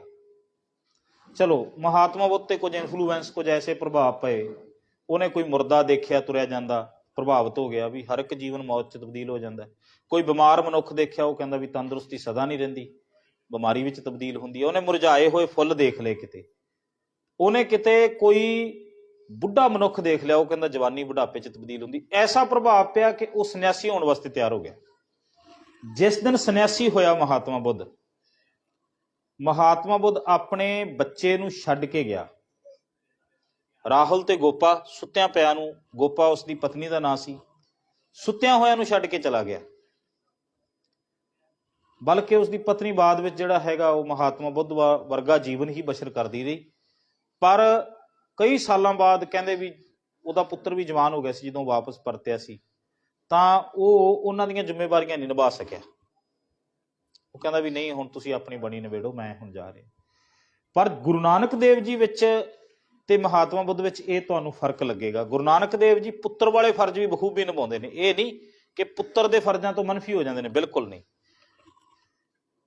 ਪੁੱਤਰ ਦੀ ਮਾਪਿਆਂ ਨੂੰ ਲੋੜ ਕਦੋਂ ਹੁੰਦੀ ਹੈ? ਬੁਢਾਪੇ ਵੇਲੇ। ਗੁਰੂ ਨਾਨਕ ਦੇਵ ਜੀ ਜ਼ਿੰਦਗੀ ਦੇ ਪਹਿਲੇ 36 ਵਰ੍ਹੇ ਘਰੋਂ ਨਹੀਂ ਗਏ। ਤੁਸੀਂ ਕਿਤੇ ਮਾਪਿਆਂ ਦੇ ਬਾਰੇ ਤੇ ਪੁੱਤਰਾਂ ਦੇ ਜਿਹੜੇ ਏਜ ਡਿਫਰੈਂਸਿਸ ਦੇਖੋ, ਬੱਚਿਆਂ ਦੀ ਉਮਰ ਜਦੋਂ 35 ਤੋਂ 40 ਸਾਲ ਦੇ ਵਿਚਕਾਰ ਹੁੰਦੀ, ਉਦੋਂ ਮਾਪੇ ਬੁਢਾਪੇ ਵਿੱਚ ਹੁੰਦੇ ਨੇ। ਉਦੋਂ ਫਿਰ ਮਾਪਿਆਂ ਨੂੰ ਬੱਚਿਆਂ ਦੀ ਲੋੜ ਹੁੰਦੀ ਹੈ। ਗੁਰੂ ਨਾਨਕ ਦੇਵ ਜੀ ਇੰਨੇ ਚੰਗੇ ਪੁੱਤਰ ਸਨ ਕਿ ਉਹਨਾਂ ਨੇ ਆਪਣੇ ਪਿਤਾ ਦਾ ਕਦੇ ਮੂੰਹ ਨਹੀਂ ਫਟਕਾਰਿਆ। ਉਹਨਾਂ ਨੇ ਕਦੇ ਨਹੀਂ ਕਿਹਾ ਕਿ ਤੁਸੀਂ ਮੈਨੂੰ ਜਿੱਥੇ ਲਾਉਣਾ ਚਾਹੁੰਦੇ ਮੈਂ ਕੰਮ ਨਹੀਂ ਕਰਨਾ ਚਾਹੁੰਦਾ। ਸਤਿਗੁਰੂ ਜਿੱਥੇ ਸਤਿਗੁਰਾਂ ਨੂੰ ਤੋਰਦੇ, ਕੱਲ ਵੀ ਮੈਂ ਬੇਨਤੀ ਕਰ ਰਿਹਾ ਸੀਗਾ, ਉਹੀ ਕੰਮ ਕਰ ਲੈਂਦੇ ਸੀ। ਪਰ ਬਸ ਕੰਮ ਕਰਨ ਦਾ ਤਰੀਕਾ ਉਹਨਾਂ ਦਾ ਆਪਣਾ ਸੀ, ਕਿਉਂਕਿ ਉਹ ਸੱਚ ਨੂੰ ਨਹੀਂ ਸੀ ਛੱਡ ਸਕਦੇ। ਫਿਰ ਸਤਿਗੁਰੂ ਪਾਤਸ਼ਾਹ ਤੋਂ ਪਿਤਾ ਨਾਰਾਜ਼ ਹੁੰਦੇ ਸੀਗੇ, ਕਿਉਂਕਿ ਖੇਤੀ ਕਰਨ ਜਾਂਦੇ ਨੇ ਤਾਂ ਖੇਤੀ ਵੀ ਜਿਹੜੀ ਹੈਗੀ ਹੈ, ਉਹ ਕਿਤੇ ਜਾਨਵਰਾਂ ਨੂੰ, ਉਹ ਜਿਹੜੇ ਪਸ਼ੂ ਨੇ ਖੇਤੀ ਵਿੱਚ ਵੜ ਜਾਣ ਤੇ ਉਹ ਕੱਢਦੇ ਨਹੀਂ ਬਾਹਰ, ਉਹ ਚਰ ਜਾਂਦੇ ਨੇ ਖੇਤੀ। ਆਪ ਕਿਤੇ ਪਸ਼ੂ ਚਾਰਨ ਜਾਂਦੇ ਨੇ, ਕਿਸੇ ਦੀ ਖੇਤੀ ਚਾਰ ਕੇ ਮੁੜੇ ਆਉਂਦੇ ਨੇ। ਕਿਤੇ ਜਿਹੜਾ ਹੈਗਾ ਦੁਕਾਨ ਸੌਦਾ ਲੈਣ ਵਾਸਤੇ ਭੇਜ ਦਿਓ ਤਾਂ ਇਸ ਤਰ੍ਹਾਂ ਕਰਕੇ ਖਵਾ ਕੇ ਆ ਜਾਂਦੇ ਨੇ। ਜੇ ਕਿਤੇ ਦੁਕਾਨਦਾਰੀ ਕਰਦੇ ਨੇ ਤਾਂ ਫਿਰ ਮੋਦੀਖਾਨੇ ਵਿੱਚ ਜੋ ਕੁਝ ਹੋਇਆ ਤੁਸੀਂ ਉਹ ਵੀ ਆਪਾਂ ਸੁਣਦੇ ਹਾਂ ਸਾਖੀਆਂ। ਤਾਂ ਪਿਤਾ ਉਹਨਾਂ ਤੋਂ ਨਾਰਾਜ਼ ਰਹਿੰਦੇ ਨੇ ਕਿ ਮੇਰੇ ਵਾਂਗੂ ਨਹੀਂ ਚੱਲਦਾ। ਪਰ ਪਿਤਾ ਨੂੰ ਕੀ ਪਤਾ ਵੀ ਗੁਰੂ ਨਾਨਕ ਕਿਸੇ ਮਨੁੱਖ ਵਾਂਗੂ ਚੱਲਣ ਵਾਸਤੇ ਆਇਆ ਹੀ ਨਹੀਂ। ਗੁਰੂ ਨਾਨਕ ਤਾਂ ਇਸ ਧਰਤੀ ਤੇ ਮਨੁੱਖਾਂ ਨੂੰ ਤੋਰਨ ਆਇਆ ਹੈਗਾ। ਖਰ ਸਤਿਗੁਰਾਂ ਨੇ ਸਾਰੀ ਉਮਰ ਪਿਤਾ ਦੇ ਨਾਲ ਕਦੇ ਵੀ ਵਿਚਾਰ ਚਰਚਾ ਨਹੀਂ ਕੀਤੀ। ਆਹ ਵੀ ਤੁਸੀਂ ਦੇਖਿਓ, ਆਪਣੇ ਪਿਤਾ ਨਾਲ ਕਦੇ ਵੀ, ਜਿਹਨੂੰ ਅਸੀਂ ਕਹਦੇ ਆਰਗੂਮੈਂਟ, ਬਹਿਸ ਕਰਨੀ, ਬਹਿਸ ਮੁਬਾਲਸੇ ਵਿੱਚ ਨਹੀਂ ਪਏ। ਕਦੇ ਵੀ ਪਿਤਾ ਦੀ ਗੱਲ ਦਾ ਜਵਾਬ ਨਹੀਂ ਦਿੱਤਾ। ਹਾਲਾਂਕਿ ਗੁਰੂ ਨਾਨਕ ਸਿੱਧਾਂ ਨੂੰ, ਜਿਹੜੇ 500-500 ਸਾਲ ਦੀ ਉਮਰ ਦੇ ਨੇ, ਉਹਨਾਂ ਦੇ ਇੱਕ ਇੱਕ ਸਵਾਲ ਦਾ ਜਵਾਬ ਦੇ ਦਿੰਦੇ ਨੇ। ਕਾਜੀ ਰੁਕਨਦੀਨ ਵਰਗਿਆਂ ਦੇ ਸਵਾਲਾਂ ਦਾ ਜਵਾਬ ਹੀ ਨਹੀਂ ਦਿੰਦੇ, ਫਿਰ ਜਵਾਬ ਦੇ ਕੇ ਸੰਤੁਸ਼ਟ ਵੀ ਕਰਦੇ ਨੇ ਉਹਨਾਂ ਨੂੰ। ਕੱਲਾ ਸੰਤੁਸ਼ਟ ਹੀ ਨਹੀਂ ਕਰਦੇ, ਉਹਨਾਂ ਨੂੰ ਕਨਵਰਟ ਵੀ ਕਰ ਦਿੰਦੇ, ਆਪਦੇ ਪਿੱਛੇ ਤੋਰ ਲੈਂਦੇ ਨੇ। ਮੱਕਾ ਫਿਰਨ ਦਾ ਭਾਵ ਵੀ ਇਹੀ ਦੱਸਿਆ ਵਿਦਵਾਨਾਂ ਨੇ। ਉਹ ਕਹਿੰਦੇ ਸਾਰੇ ਮੱਕੇ ਦੇ ਹਾਜੀ ਗੁਰੂ ਨਾਨਕ ਦੇ ਪਿੱਛੇ ਤੁਰ ਪਏ, ਮੱਕਾ ਹੀ ਫਿਰ ਪਿਆ ਉਹਨਾਂ ਦੇ ਪਿੱਛੇ ਤੁਰ ਪਿਆ ਮੱਕਾ। ਇੰਨਾ ਪ੍ਰਭਾਵ ਹੈ। ਵੱਡੇ ਵੱਡੇ ਪੰਡਤ ਲੋਕ ਹਰਿਦੁਆਰ ਦੇ ਵਿੱਚ, ਕਿੰਨੇ ਕੁ ਬ੍ਰਾਹਮਣ ਪੰਡਤ ਵਿਦਵਾਨ ਹੋਣਗੇ ਜਿਨ੍ਹਾਂ ਦੇ ਵਿੱਚ ਇਕੱਲੇ ਖੜ ਕੇ ਗੁਰੂ ਨਾਨਕ ਦੇਵ ਜੀ ਗੱਲ ਕਰਦੇ। ਫਿਰ ਦੇਖੋ 9 ਸਾਲ ਦੀ ਉਮਰ ਦੇ ਵਿੱਚ ਪੰਡਤ ਹਰਦਿਆਲ ਜੰਜੂ ਪਾਉਣ ਲੱਗਦੇ ਨੇ ਗੁਰੂ ਸਾਹਿਬ ਦੇ, ਤੇ ਸਤਿਗੁਰੂ ਸੱਚੇ ਪਾਤਸ਼ਾਹ ਨੂੰ ਇਹੋ ਜਿਹੇ ਸਵਾਲ ਪੁੱਛਦੇ ਆ। ਪੰਡਤ ਹਰਦਿਆਲ ਦੀ ਉਮਰ 60 ਸਾਲ ਹੈ, ਗੁਰੂ ਸਾਹਿਬ ਦੀ ਉਮਰ 9 ਸਾਲ ਹੈ। ਪੰਡਤ ਹਰਦਿਆਲ ਨੂੰ ਜਵਾਬ ਨਹੀਂ ਆਉਂਦਾ ਗੁਰੂ ਸਾਹਿਬ ਦਾ। ਪਰ ਤੁਸੀਂ ਇੱਕ ਗੱਲ ਕਦੇ ਸੋਚੀ ਵੀ ਪਿਤਾ ਤਾਂ ਕੋਈ ਵਿਦਵਾਨ ਵੀ ਨਹੀਂ, ਪਿਤਾ ਤਾਂ ਚਲੋ ਪਟਵਾਰੀ ਨੇ, ਸੰਸਾਰਕ ਨੇ, ਤੇ ਜੇ ਪਿਤਾ ਨੂੰ ਇੱਕ ਵੀ ਸਵਾਲ ਗੁਰੂ ਨਾਨਕ ਦੇਵ ਜੀ ਪਰਤਵਾ ਕਰਦੇ ਤੇ ਪਿਤਾ ਉਹਨਾਂ ਦਾ ਜਵਾਬ ਨਹੀਂ ਸਨ ਦੇ ਸਕਦੇ, ਕਿਉਂਕਿ ਇੰਨੇ ਰੌਸ਼ਨ ਦਿਮਾਗ ਨੇ ਗੁਰੂ ਨਾਨਕ ਦੇਵ ਜੀ। ਜੇ ਸਾਰਿਆਂ ਨੂੰ ਕਨਵਰਟ ਕਰ ਸਕਦੇ ਨੇ, ਪੰਡਤ ਹਰਦਿਆਲ ਆਪਣੇ ਪਿੰਡ ਦੇ ਵਿੱਚ ਹੀ, ਆਪਣੇ ਨਗਰ 'ਚ, ਗੋਪਾਲ ਪਾਂਧਾ ਜਨਮ ਲੈਂਦਿਆਂ ਹੀ ਦੌਲਤਾਂ ਦਾਈ, ਤੁਲਸਾਂ ਦਾਸੀ, ਭੈਣ ਨਾਨਕੀ, ਪੰਡਤ ਹਰਦਿਆਲ, ਬਾਲਾ ਸੰਧੂ, ਫਿਰ ਭਾਈ ਮਰਦਾਨਾ, ਪੰਡਤ ਬ੍ਰਿਜਨਾਥ, ਸੈਯਦ ਹੁਸੈਨ ਇੱਕ ਕਾਜੀ ਗੁਰੂ ਨਾਨਕ ਦੇਵ ਜੀ ਤੋਂ ਬਹੁਤ ਪ੍ਰਭਾਵਿਤ ਹੋਇਆ, ਵੈਦ ਹਰੀਦਾਸ, ਜਿਹਦੇ ਬਾਰੇ ਗੁਰੂ ਗ੍ਰੰਥ ਸਾਹਿਬ 'ਚ ਸ਼ਬਦ ਵੀ ਆਉਂਦਾ ਹੈ ਕਿ ਵੈਦਾ ਵੈਦ ਸਵੈਦ ਤੋਂ ਪਹਿਲਾਂ ਰੋਗ ਪਛਾਣ। ਹੁਣ ਇਹੋ ਜਿਹੇ ਜਿਹੜੇ ਵਿਦਵਾਨ ਲੋਕ ਨੇ, ਉਹਨਾਂ ਨੂੰ ਗੁਰੂ ਸਾਹਿਬ ਪ੍ਰਭਾਵਿਤ ਕਰਦੇ ਨੇ, ਤੇ ਇਹ ਸਾਰੇ ਦੇ ਸਾਰੇ ਨਗਰ ਦੇ ਜਾਣੇ ਪਛਾਣੇ ਤੇ ਵਿਦਵਾਨ ਲੋਕ ਨੇ। ਫਿਰ ਇਹੀ ਗੱਲਾਂ ਪਿਤਾ ਨਾਲ ਕਰ ਸਕਦੇ ਸਨ ਨਾ। ਪਰ ਗੁਰੂ ਨਾਨਕ ਦੇਵ ਜੀ ਨੇ ਪਿਤਾ ਦੇ ਸਾਹਮਣੇ ਕਦੇ ਇੱਕ ਅਲਫਾਜ਼ ਵੀ ਨਹੀਂ ਬੋਲਿਆ। ਤੇ ਪਿਤਾ ਨੂੰ ਵੀ ਜਦੋਂ ਜਿਸ ਦਿਨ ਸਮਝ ਆਈ ਨਾ, ਗੁਰੂ ਨਾਨਕ ਦੇਵ ਜੀ ਉਦਾਸੀਆਂ ਕਰਕੇ ਵਾਪਸ ਆ ਗਏ, ਪਹਿਲੀਆਂ ਉਦਾਸੀਆਂ ਤੋਂ ਬਾਅਦ, ਤੇ ਪਿਤਾ ਬਿਮਾਰ ਨੇ, ਮੰਜੇ ਤੇ ਪਏ ਨੇ। ਪਿਤਾ ਨੂੰ ਦੱਸਿਆ, ਉਹ ਕਹਿੰਦੇ ਵੀ ਤੁਹਾਡਾ ਪੁੱਤਰ ਜਿਹੜਾ ਹੈਗਾ ਉਹ ਬਹੁਤ ਦੁਨੀਆ ਦੇ ਬੜੇ, ਕਿਉਂਕਿ 8 ਸਾਲਾਂ ਤੋਂ ਵੀ ਵੱਧ ਸਮਾਂ ਸਤਿਗੁਰੂ ਬਤੀਤ ਕਰਕੇ ਆਏ ਸਨ, 9 ਸਾਲਾਂ ਦਾ ਸਮਾਂ। ਵੱਡੇ ਵੱਡੇ ਯੋਗੀਆਂ, ਰਾਜਿਆਂ ਨਾਲ ਚਰਚਾਵਾਂ ਹੋਈਆਂ ਸਨ। ਪਹਿਲੀ ਉਦਾਸੀ ਜਿਹੜੀ ਬਹੁਤ ਲੰਮੇਰਾ ਟਾਈਮ ਸੀ। ਪਿਤਾ ਤੱਕ ਖਬਰਾਂ ਵੀ ਪਹੁੰਚ ਗਈਆਂ ਸਨ, ਭਾਈ ਮਰਦਾਨਾ ਨੇ ਵੀ ਬਹੁਤ ਕੁਝ ਦੱਸ ਦਿੱਤਾ ਸੀ। ਤਾਂ ਉਸ ਵਕਤ ਫਿਰ ਪਿਤਾ ਨੇ ਆਉਂਦੇ ਹੀ, ਕਿਉਂਕਿ ਪਿਤਾ ਪਲੰਗ ਤੇ ਲੇਟੇ ਹੋਏ ਸਨ, ਸਰੀਰਕ ਰੂਪ ਵਿੱਚ ਠੀਕ ਨਹੀਂ ਸਨ, ਤੇ ਗੁਰੂ ਨਾਨਕ ਸਾਹਿਬ ਪਾਤਸ਼ਾਹ ਨੂੰ ਫਿਰ ਗਲਵੱਕੜੀ ਪਾ ਕੇ ਮਿਲੇ। ਤੇ ਪਿਤਾ ਨੇ ਗਲਵੱਕੜੀ ਪਾਉਣ ਤੋਂ ਬਾਅਦ ਦੋਵੇਂ ਹੱਥ ਜੋੜੇ ਗੁਰੂ ਸਾਹਿਬ ਨੂੰ। ਸਤਿਗੁਰਾਂ ਨੇ ਹੱਥ ਪਕੜ ਲਿਓ, ਕਹਿੰਦੇ ਨਹੀਂ ਨਹੀਂ ਬਾਪੂ, ਤੁਸੀਂ ਥੋੜੀ ਇਸ ਤਰ੍ਹਾਂ ਹੱਥ ਤੁਸੀਂ ਥੋੜੀ ਜੋੜਨੇ ਨੇ, ਮੈਂ ਤੁਹਾਡਾ ਪੁੱਤਰ ਹਾਂ, ਇਹ ਤਾਂ ਮੇਰਾ ਕੰਮ ਹੈ, ਮੈਂ ਤੁਹਾਡੇ ਅੱਗੇ ਨਤਮਸਤਕ ਹੋਣਾ। ਗੁਰੂ ਨਾਨਕ ਦੇਵ ਦੇ ਪਿਤਾ ਪਲੰਗ ਤੇ ਜਿਹੜਾ ਹੈਗਾ ਇਸ ਤਰ੍ਹਾਂ ਬੈਠ ਗਏ, ਗੁਰੂ ਨਾਨਕ ਦੇਵ ਜੀ ਪੈਂਦਾਂ ਵਾਲੇ ਪਾਸੇ ਬੈਠ ਗਏ, ਤੇ ਫਿਰ ਸਤਿਗੁਰਾਂ ਨੂੰ ਗੱਲਾਂ ਕਰਨ ਲੱਗੇ। ਉਹ ਕਹਿੰਦੇ ਪੁੱਤਰਾ, ਮੈਂ ਸੁਣਿਆ ਤੂੰ ਜਿੱਥੇ ਗਿਆ ਦੁਨੀਆ ਝੁਕ ਗਈ ਤੇਰੇ ਅੱਗੇ। ਤੂੰ ਵੱਡੇ ਵੱਡੇ ਯੋਗੀਆਂ ਦੇ ਮੱਠਾਂ ਦੇ ਵਿੱਚ ਜਦੋਂ ਗਿਆ ਤੇ ਉਹਨਾਂ ਨੇ ਸਿਰ ਝੁਕਾਇਆ ਤੇਰੇ ਅੱਗੇ। ਵੱਡੇ ਵੱਡੇ ਰਾਜੇ ਮੈਂ ਸੁਣਿਆ ਤੇਰੇ ਅੱਗੇ ਝੁਕ ਗਏ। ਕਹਿਣ ਲੱਗੇ ਉਹ ਐਵੇਂ ਨਹੀਂ ਝੁਕੇ, ਮੈਨੂੰ ਸਮਝ ਆਈ ਜਿਹੜੀ ਗੱਲ ਦੀ। ਤੂੰ ਝੁਕਾਇਆ ਉਹਨਾਂ ਨੂੰ, ਤੂੰ ਉਹਨਾਂ ਨੂੰ ਝੁਕਣ ਦੀ ਜਾਚ ਦੱਸੀ, ਤੂੰ ਉਹਨਾਂ ਨੂੰ ਨਿਭ ਜਾਣ ਦੀ ਜਾਚ ਦੱਸ ਦਿੱਤੀ। ਤੇਰੇ ਗਿਆਨ ਦੇ ਅੱਗੇ ਝੁਕੇ, ਤੇਰੀ ਉਹ ਸੁਰਤਯਾਬੀ ਦੇ ਅੱਗੇ ਉਹਨਾਂ ਨੇ ਸੀਸ ਨਵਾਇਆ। ਤੇ ਪੁੱਤਰਾ ਉਹ ਸੁਰਤਯਾਬੀ ਵੀ ਤੂੰ ਹੀ ਉਹਨਾਂ ਨੂੰ ਬਖਸ਼ੀ ਹੋਏਗੀ। ਅਕਲ ਤੋਂ ਬਿਨਾਂ ਤਾਂ ਕੋਈ ਸ਼ੀਸ਼ ਨਹੀਂ ਨਿਵਾ ਸਕਦਾ, ਤੇ ਅਕਲ ਦੇਣ ਵਾਲਾ ਵੀ ਤਾਂ ਕੋਈ ਚਾਹੀਦਾ ਹੈ। ਤੂੰ ਹੀ ਅਕਲ ਦਾ ਦਾਤਾ ਸੀ, ਤੂੰ ਅਕਲ ਦਿੱਤੀ। ਉਹ ਤੇਰੇ ਤੋਂ ਲੈ ਕੇ ਅਕਲ ਤੇਰੇ ਚਰਨਾਂ ਵਿੱਚ ਢਹਿ ਪਏ। ਤੇਰੀ ਗਿਆਨ, ਤੇਰੇ ਸੁਰਤ ਜਿਹੜਾ ਹੈਗਾ ਬਖਸ਼ਿਸ਼ ਦਾ ਕਰਕੇ ਉਹ ਤੇਰੇ ਚਰਨਾਂ 'ਚ ਢਏ। ਤੂੰ ਐਸ ਬੁੱਢੇ ਦੇ ਉੱਤੇ ਕਿਉਂ ਨਾ ਕਿਰਪਾ ਕੀਤੀ ਕਿ ਮੈਂ ਵੀ ਇਹਨਾਂ ਹੱਥਾਂ ਨਾਲ ਤੇਰੇ ਅੱਗੇ ਹੱਥ ਜੋੜ ਕੇ ਖਲੋਂਦਾ, ਮੈਂ ਤੇਰੇ ਚਪੇੜਾ ਨਾ ਮਾਰਦਾ। ਗੁਰੂ ਨਾਨਕ ਦੇਵ ਜੀ ਨੇ ਜਿਹੜੀ ਗੱਲ ਕਹੀ ਆਪਣੇ ਪਿਤਾ ਨੂੰ, ਦੇਖੋ ਕਹਿਣ ਲੱਗੇ ਬਾਪੂ ਨਹੀਂ, ਇਸ ਤਰ੍ਹਾਂ ਨਹੀਂ। ਪਿਆਰ ਦੇਖੋ ਕਿੰਨਾ ਹੈ। ਕਹਿੰਦੇ ਬਾਪੂ ਇਹ ਨਹੀਂ ਹੁੰਦਾ, ਤੂੰ ਮੇਰਾ ਪਿਤਾ ਹੈ। ਤੇ ਕਹਿਣ ਲੱਗੇ ਮੇਰੇ ਅੱਗੇ ਬਹੁਤ ਲੋਕ ਝੁਕੇ, ਇਸ ਗੱਲ 'ਚ ਕੋਈ ਅਤਕਥਨੀ ਨਹੀਂ, ਪਰ ਕਹਿੰਦੇ ਮੈਂ ਵੀ ਤਾਂ ਧਰਤੀ ਦੇ ਉੱਤੇ ਝੁਕਣ ਵਾਸਤੇ ਕੋਈ ਥਾਂ ਰੱਖਣੀ ਸੀਗੀ। ਮੈਂ ਵੀ ਤਾਂ ਸਿਰ ਨਿਵਾਉਣ ਵਾਸਤੇ ਕੋਈ ਜਗ੍ਹਾ ਰੱਖਣੀ ਸੀ, ਜਿੱਥੇ ਮੈਂ ਆਪਣਾ ਸਿਰ ਆ ਕੇ ਨਿਭਾ ਸਕਦਾ। ਮੈਂ ਵੀ ਤਾਂ ਆਪਣੇ ਤੋਂ ਵੱਡਾ ਕੋਈ ਰੱਖਣਾ ਸੀ ਇਸ ਸੰਸਾਰ ਦੇ ਉੱਤੇ। ਕਿੰਨਾ ਅਦਬ ਕਰਦੇ ਨੇ ਪਿਤਾ ਦਾ। ਕੱਲਾ ਇੰਨਾ ਕੁ ਨਹੀਂ ਕਿ ਚਪੇੜਾਂ ਜਿਹੜੀ ਮਾਰਨ ਵਾਲੀ ਸਾਖੀ ਹੈ, ਕਿਉਂਕਿ ਆ ਕੇ ਸਤਿਗੁਰੂ ਖੂਹ ਦੇ ਉੱਤੇ ਬਹਿ ਜਾਂਦੇ, ਫਿਰ ਕਹਿੰਦੇ ਭਾਈ ਮਰਦਾਨਾ ਜੀ ਜਾ ਕੇ ਦੱਸਦੇ, ਕਿਉਂਕਿ ਖਰਾ ਸੌਦਾ ਕਰਨ ਤੋਂ ਬਾਅਦ ਖੂਹ ਤੇ ਬਹਿ ਜਾ, ਘਰ ਨਹੀਂ ਜਾਂਦੇ।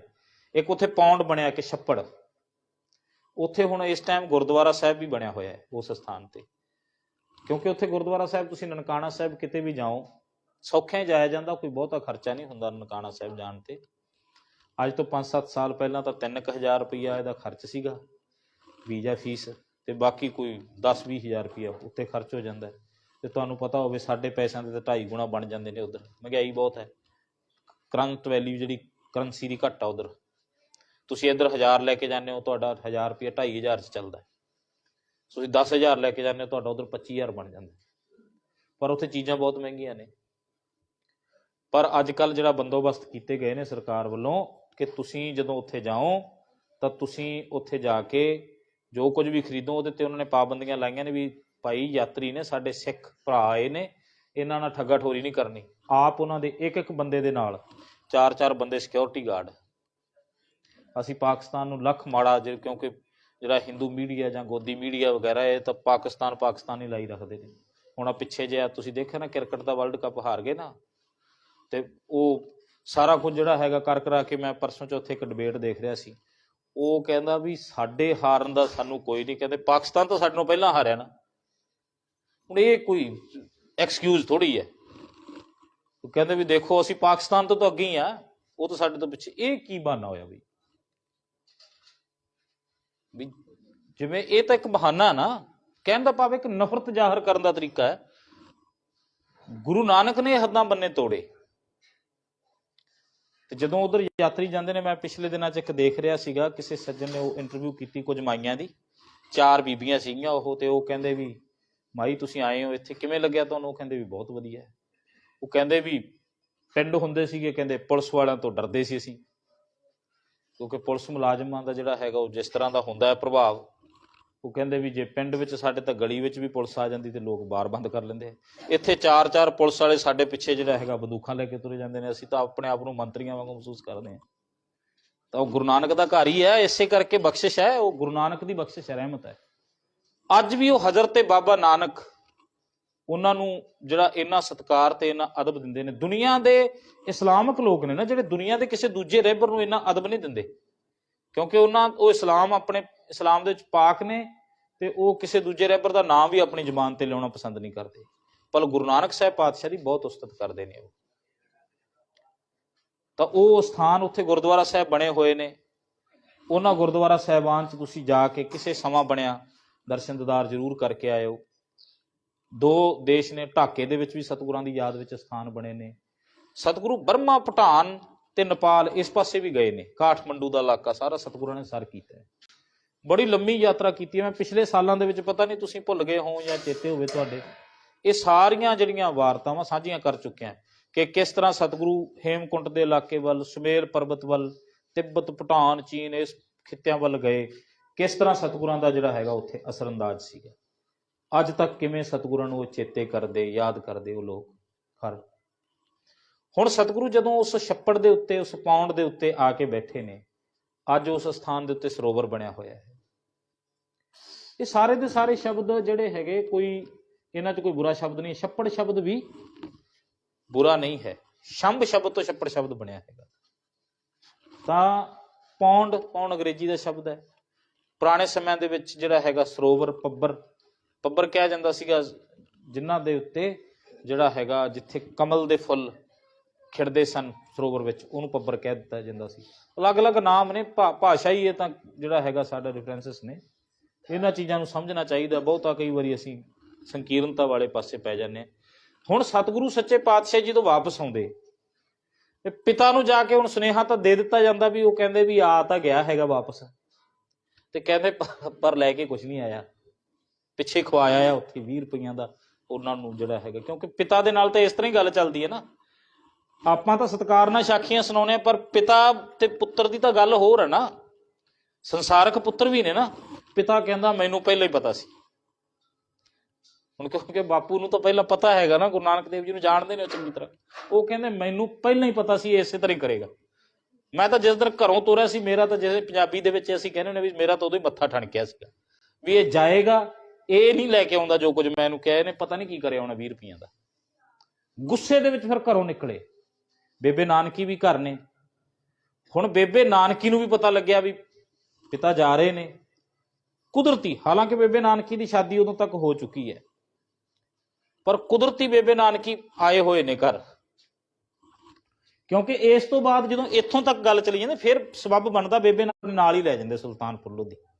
ਉਹ ਕਹਿੰਦੇ ਵੀ ਇਹ ਜਿਹੜੀ ਹੈਗੀ ਆ ਉਹ ਅਣਬਣ ਹੈਗੀ, ਪਿਤਾ ਤੇ ਪੁੱਤਰ ਦੀ ਆਪਸ ਵਿੱਚ ਅਣਬਣ ਹੈਗੀ ਹੈ, ਤੇ ਇਹ ਉੱਠ ਖੜ ਮਾਰੇ ਦੇਖ ਲੈਣ, ਆਪਸ ਵਿੱਚ ਲੜਨਗੇ, ਘਰ ਵਿੱਚ ਮੁਫਾਦ ਖੜਾ ਹੋਵੇਗਾ, ਖੁਰਾਫਾਤ ਹੋਏਗੀ। ਇਸ ਕਰਕੇ ਜਿਹੜਾ ਹੈਗਾ ਆਪਾਂ ਇਹਨਾਂ ਨੂੰ ਵੱਖ ਹੀ ਕਰ ਦਿੰਦੇ ਹਾਂ। ਉਸ ਤੋਂ ਬਾਅਦ ਇਹ ਗੱਲ ਸ਼ੁਰੂ ਹੁੰਦੀ। ਜਦੋਂ ਪਿਤਾ ਘਰੋਂ ਤੁਰਦੇ ਨਾ ਤੇ ਬੇਬੇ ਵੀ ਪਿੱਛੇ ਪਿੱਛੇ। ਬੇਬੇ ਸ਼ਬਦ ਮੈਂ ਜਿਹੜਾ ਵਰਤ ਰਿਹਾ, ਇਹ ਬੇਬੇ ਸ਼ਬਦ ਪੁਰਾਣੇ ਸਮੇਂ 'ਚ ਭੈਣ ਨੂੰ ਬੇਬੇ ਕਿਹਾ ਜਾਂਦਾ ਸੀ। ਬੇਬ ਸ਼ਬਦ ਗੁਰੂ ਗ੍ਰੰਥ ਸਾਹਿਬ ਦੀ ਬਾਣੀ 'ਚ ਆਉਂਦਾ ਹੈ। ਪਹਿਲੇ ਪਿਆਰ ਲੱਗਾ ਥਣ ਦੁੱਧ, ਦੂਜੇ ਮਾਏ ਬਾਪ ਕੀ ਸੁੱਧ, ਤੀਜੇ ਭਈਆ ਭਾਬੀ ਬੇਬ, ਚੌਥੇ ਪਿਆਰ ਉਪੰਨੀ ਖੇਡ। ਭਾਈਆ ਜੀ ਤੇ ਬੇਬੇ ਜੀ, ਇਹ ਸ਼ਬਦ ਜਿਹੜੇ ਨੇ ਲਹਿੰਦੇ ਪੰਜਾਬ 'ਚ ਬੇਬੇ ਸ਼ਬਦ ਭੈਣ ਵਾਸਤੇ ਬੋਲਿਆ ਜਾਂਦਾ ਸੀਗਾ। ਤੇ ਬਜ਼ੁਰਗ ਮਾਈਆਂ ਨੂੰ ਵੀ ਬੇਬੇ ਤਾਂ ਹੀ ਕਹਿ ਕੇ ਸੰਬੋਧਨ ਕੀਤਾ ਜਾਂਦਾ ਹੈ ਕਿ ਜਦੋਂ ਉਹ ਬਜ਼ੁਰਗ ਅਵਸਥਾ ਚਲੀਆਂ ਜਾਂਦੀਆਂ, ਉਹਨੂੰ ਸਾਰੇ ਭੈਣ ਜੀ ਕਹਿਣਾ ਸੰਬੋਧਨ ਕਰ ਦਿੰਦੇ ਨੇ, ਸ਼ੁਰੂ ਕਰ ਦਿੰਦੇ ਨੇ। ਇਸ ਕਰਕੇ ਬੇਬੇ ਸ਼ਬਦ ਫਿਰ ਬਜ਼ੁਰਗ ਮਾਈਆਂ ਵਾਸਤੇ ਵਰਤਿਆ ਜਾਣ ਲੱਗ ਪਿਆ ਸਾਡੇ ਇਲਾਕੇ 'ਚ। ਸ਼ਬਦਾਂ ਦਾ ਚਲੋ ਵੈਸੇ ਅਸੀਂ ਜਿਵੇਂ ਕਈ ਥਾਈਂ ਹੁੰਦਾ ਭਾਸ਼ਾ ਦੇ ਇਹ ਫਰਕ ਹੁੰਦੇ ਨੇ। ਜਿਵੇਂ ਅਸੀਂ ਬਾਈ ਕਹਿੰਦੇ, ਬਾਈ ਸ਼ਬਦ ਕਿੱਥੋਂ ਆਇਆ? ਪਰ ਬਾਈ ਕਿਹਨੂੰ ਕਹਿੰਦੇ? ਅਸੀਂ ਵੱਡੇ ਭਰਾ ਨੂੰ ਬਾਈ ਕਹਿ ਦਿੰਦੇ, ਬਾਈ ਜੀ। ਵੈਸੇ ਵੀ ਸਤਿਕਾਰ ਸਹਿਤ ਅਸੀਂ ਕਿਸੇ ਨੂੰ ਸਤਿਕਾਰ ਨਾਲ ਬੁਲਾਉਣਾ, ਤੇ ਸਾਡਾ ਜਿਹੜਾ ਮਾਲਵੇ ਦਾ ਖਿੱਤਾ ਇੱਥੇ ਬਾਈ ਜੀ ਕਹਿ ਕੇ ਸੰਬੋਧਨ ਕੀਤਾ ਜਾਂਦਾ। ਪਰ ਤੁਹਾਨੂੰ ਪਤਾ ਵੀ ਜਦੋਂ ਅਸੀਂ ਮਾਰਵਾੜ ਦੇ ਖਿੱਤੇ ਚਲੇ ਜਾਈਏ, ਉੱਥੇ ਬਾਈ ਕਿਹਨੂੰ ਕਹਿੰਦੇ ਨੇ? ਬਾਈ। ਉਹ ਵੀ ਬਾਈ ਸ਼ਬਦ ਵਰਤਦੇ ਨੇ। ਆ ਹਰਿਆਣੇ ਵੱਲ ਚਲੇ ਜਾਓ, ਹਰਿਆਣੇ ਵੱਲ ਚਲੇ ਜਾਓ, ਬਾਈ ਕਹਿੰਦੇ ਨੇ। ਬਾਈ ਕਹਿੰਦੇ ਨੇ ਲੜਕੀ ਨੂੰ, ਇਹ ਬਾਈ ਕੇ ਕਰੋ ਸੇ, ਇਸ ਤਰ੍ਹਾਂ ਬੋਲਦੇ ਨੇ। ਬਾਈ ਕਹਿੰਦੇ ਨੇ ਕੁੜੀ ਨੂੰ, ਬਾਈ। ਅਸੀਂ ਬਾਈ ਕਹਿੰਦੇ ਆ ਭਰਾ ਨੂੰ, ਵੱਡੇ ਭਰਾਤਾਂ ਨੂੰ ਬਾਈ। ਇਹ ਭਾਸ਼ਾ ਦੇ ਫਰਕ ਹੁੰਦੇ ਨੇ ਨਾ। ਹੁਣ ਅਸੀਂ ਟੱਬਰ ਕਿਸ ਨੂੰ ਕਹਿੰਦੇ? ਟੱਬਰ, ਟੱਬਰ। ਉਹ ਟੱਬਰ ਕਹਿੰਦੇ ਨੇ ਬੱਚੇ ਨੂੰ, ਬੱਚੇ ਨੂੰ ਟੱਬਰ ਕਿਹਾ ਜਾਂਦਾ। ਔਰਤ ਨੂੰ ਅਸੀਂ ਕਹਿ ਦਿੰਦੇ ਆ ਨੌ, ਉਹ ਕਹਿੰਦੇ ਨੇ ਬੀਨਣੀ, ਲੁਗਾਈ। ਇਹ ਸ਼ਬਦ ਨੇ ਉਹਨਾਂ ਦੇ। ਚਲੋ ਇਹ ਤਾਂ ਵੈਸੇ ਭਾਸ਼ਾ ਦੇ ਫਰਕ ਨੇ। ਕਾਫੀ ਇਲਾਕੇ ਦੀਆਂ ਭਾਸ਼ਾਵਾਂ ਅਲੱਗ-ਅਲੱਗ ਹੁੰਦੀਆਂ ਨੇ। ਹਰ ਇੱਕ ਭਾਸ਼ਾ ਜਿਹੜੀਆਂ, ਕਿਉਂਕਿ ਜਦੋਂ ਤੁਸੀਂ ਭਾਸ਼ਾ ਕੋਸ਼ ਪੜ੍ਹੋਗੇ ਨਾ, ਭਾਸ਼ਾ ਦੇ ਕੋਸ਼ਾਂ ਦੇ ਵਿੱਚੋਂ, ਖਜ਼ਾਨਿਆਂ ਦੇ ਵਿੱਚੋਂ ਤੁਹਾਨੂੰ ਇਹ ਲੱਭੇਗਾ। ਮੈਂ ਆਦਤਨ ਇਤਿਹਾਸ ਵੱਲ ਘੱਟ ਤੇ ਕੋਸ਼ਾਂ ਵੱਲ ਥੋੜਾ ਜਿਹਾ ਜ਼ਿਆਦਾ ਧਿਆਨ ਰਿਹਾ। ਕਈ ਕੋਸ਼ ਮੈਂ ਜਿਵੇਂ ਵਿਸ਼ਵ ਕੋਸ਼ ਵਗੈਰਾ ਜਾਂ ਜਿਹੜੇ ਨੇ ਭਾਸ਼ਾ ਕੋਸ਼, ਉਹ ਪੜ੍ਹਨ ਦਾ ਮੌਕਾ ਮਿਲਿਆ। ਕੋਸ਼ਾਂ ਦੇ ਵਿੱਚੋਂ ਫਿਰ ਸਾਨੂੰ ਸ਼ਬਦਾਂ ਦਾ ਪਤਾ ਲੱਗਦਾ। ਜਦੋਂ ਤੁਸੀਂ ਸ਼ਬਦਾਂ ਨੂੰ ਜਾਣਨ ਲੱਗੇ ਨਾ, ਤੁਹਾਨੂੰ ਫਿਰ ਅਰਥ ਕਰਨ ਵਾਸਤੇ ਕੋਈ ਟੀਕਾ ਪੜ੍ਹਨ ਦੀ ਲੋੜ ਨਹੀਂ, ਤੁਸੀਂ ਆਪਣੇ ਆਪ ਅਰਥ ਕਰ ਲਓਗੇ। ਇੱਕ ਇੱਕ ਭਾਸ਼ਾ, ਇੱਕ ਇੱਕ ਅੱਖਰ ਦੇ ਕਈ ਅਰਥ ਨੇ। ਤਾਂ ਬੇਬ ਦਾ ਅਰਥ ਹੈ, ਬੇਬੇ ਨਾਨਕੀ ਦਾ ਅਰਥ ਹੈ ਭੈਣ ਨਾਨਕੀ। ਜਿੱਥੇ ਆਪਾਂ ਬੇਬੇ ਨਾਨਕੀ ਸ਼ਬਦ ਵਰਤਦੇ ਹਾਂ, ਉੱਥੇ ਦੂਜੇ ਪਾਸੇ ਸਮਝਣਾ ਭੈਣ ਨਾਨਕੀ। ਤਾਂ ਹੁਣ ਭੈਣ ਨੂੰ ਵੀ ਪਤਾ ਲੱਗਿਆ ਹੈਗਾ ਵੀ ਗੁਰੂ ਸਾਹਿਬ ਵੱਲ ਜਾ ਰਹੇ ਨੇ, ਪਿਤਾ ਜੀ ਇੰਨੇ ਗੁੱਸੇ ਵਿੱਚ ਗਏ ਨੇ, ਕੁਝ ਨਾ ਕੁਝ ਜ਼ਰੂਰ ਕਰਨਗੇ। ਹੁਣ ਸਤਿਗੁਰੂ ਸੱਚੇ ਪਾਤਸ਼ਾਹ ਬੈਠੇ ਨੇ ਉੱਥੇ, ਤੇ ਪਿਤਾ ਨੇ ਜਾ ਕੇ ਕੋਈ ਗੱਲ ਨਹੀਂ ਕੀਤੀ, ਕਿਉਂਕਿ ਪਿਤਾ ਨੂੰ ਪਹਿਲਾਂ ਹੀ ਇਨਫੋਰਮੇਸ਼ਨ ਤਾਂ ਸਾਰੀ ਮਿਲ ਗਈ, ਜਾਣਕਾਰੀ ਤਾਂ ਵੀ ਕੀ ਕੁਝ ਕਰ ਆਏ ਨੇ। ਜਾਂਦਿਆਂ ਹੀ ਫਿਰ ਕੱਲ ਮੈਂ ਪਿਛਲੇ ਦਿਨਾਂ 'ਚ ਵੀ ਇੱਕ ਗੱਲ ਕੀਤੀ ਸੀ, ਕਹਿੰਦੇ ਵੀ ਸੱਜੇ ਹੱਥ ਨਾਲ ਖੱਬੀ ਗੱਲ ਦੇ ਉੱਤੇ ਤੇ ਖੱਬੇ ਹੱਥ ਨਾਲ ਸੱਜੀ ਗੱਲ ਦੇ ਉੱਤੇ 2 ਥੱਪੜ ਰਸੀਦ ਕਰ ਦਿੱਤੇ, 2 ਥੱਪੜ ਮਾਰੇ। ਜਨਮ ਸਾਖੀ ਵਾਲਾ ਲਿਖਦਾ, ਕਹਿੰਦਾ ਸੱਜੇ ਹੱਥ ਨਾਲ ਖੱਬੀ ਗੱਲ ਤੇ ਖੱਬੇ ਹੱਥ ਨਾਲ ਸੱਜੀ ਗੱਲ ਦੇ ਉੱਤੇ 2 ਥੱਪੜ ਰਸੀਦ ਕੀਤੇ। ਰਸੀਦ ਸ਼ਬਦ ਵੀ ਵੈਸੇ ਤਾਂ ਫਾਰਸੀ ਜ਼ਮਾਨਾ ਚੋਂ ਆਇਆ ਹੈ। ਰਸੀਦ ਦਾ ਅਰਥ ਹੁੰਦਾ ਹੈ ਦੇਣਾ, ਰਸੀਦ ਕਰਨ ਦਾ, ਰਸੀਦ ਕਰ ਦਿੱਤਾ ਕੋਈ ਚੀਜ਼। ਅੰਗਰੇਜ਼ੀ ਸ਼ਬਦ ਨੂੰ ਕਹਿੰਦੇ ਰਿਸੈਪਟ, ਰਸੀਵ, ਰਸੀਵ, ਰਸੀਦ। ਤੇ ਪੰਜਾਬੀ ਚ ਕੀ ਕਹਿੰਦੇ ਅਸੀਂ?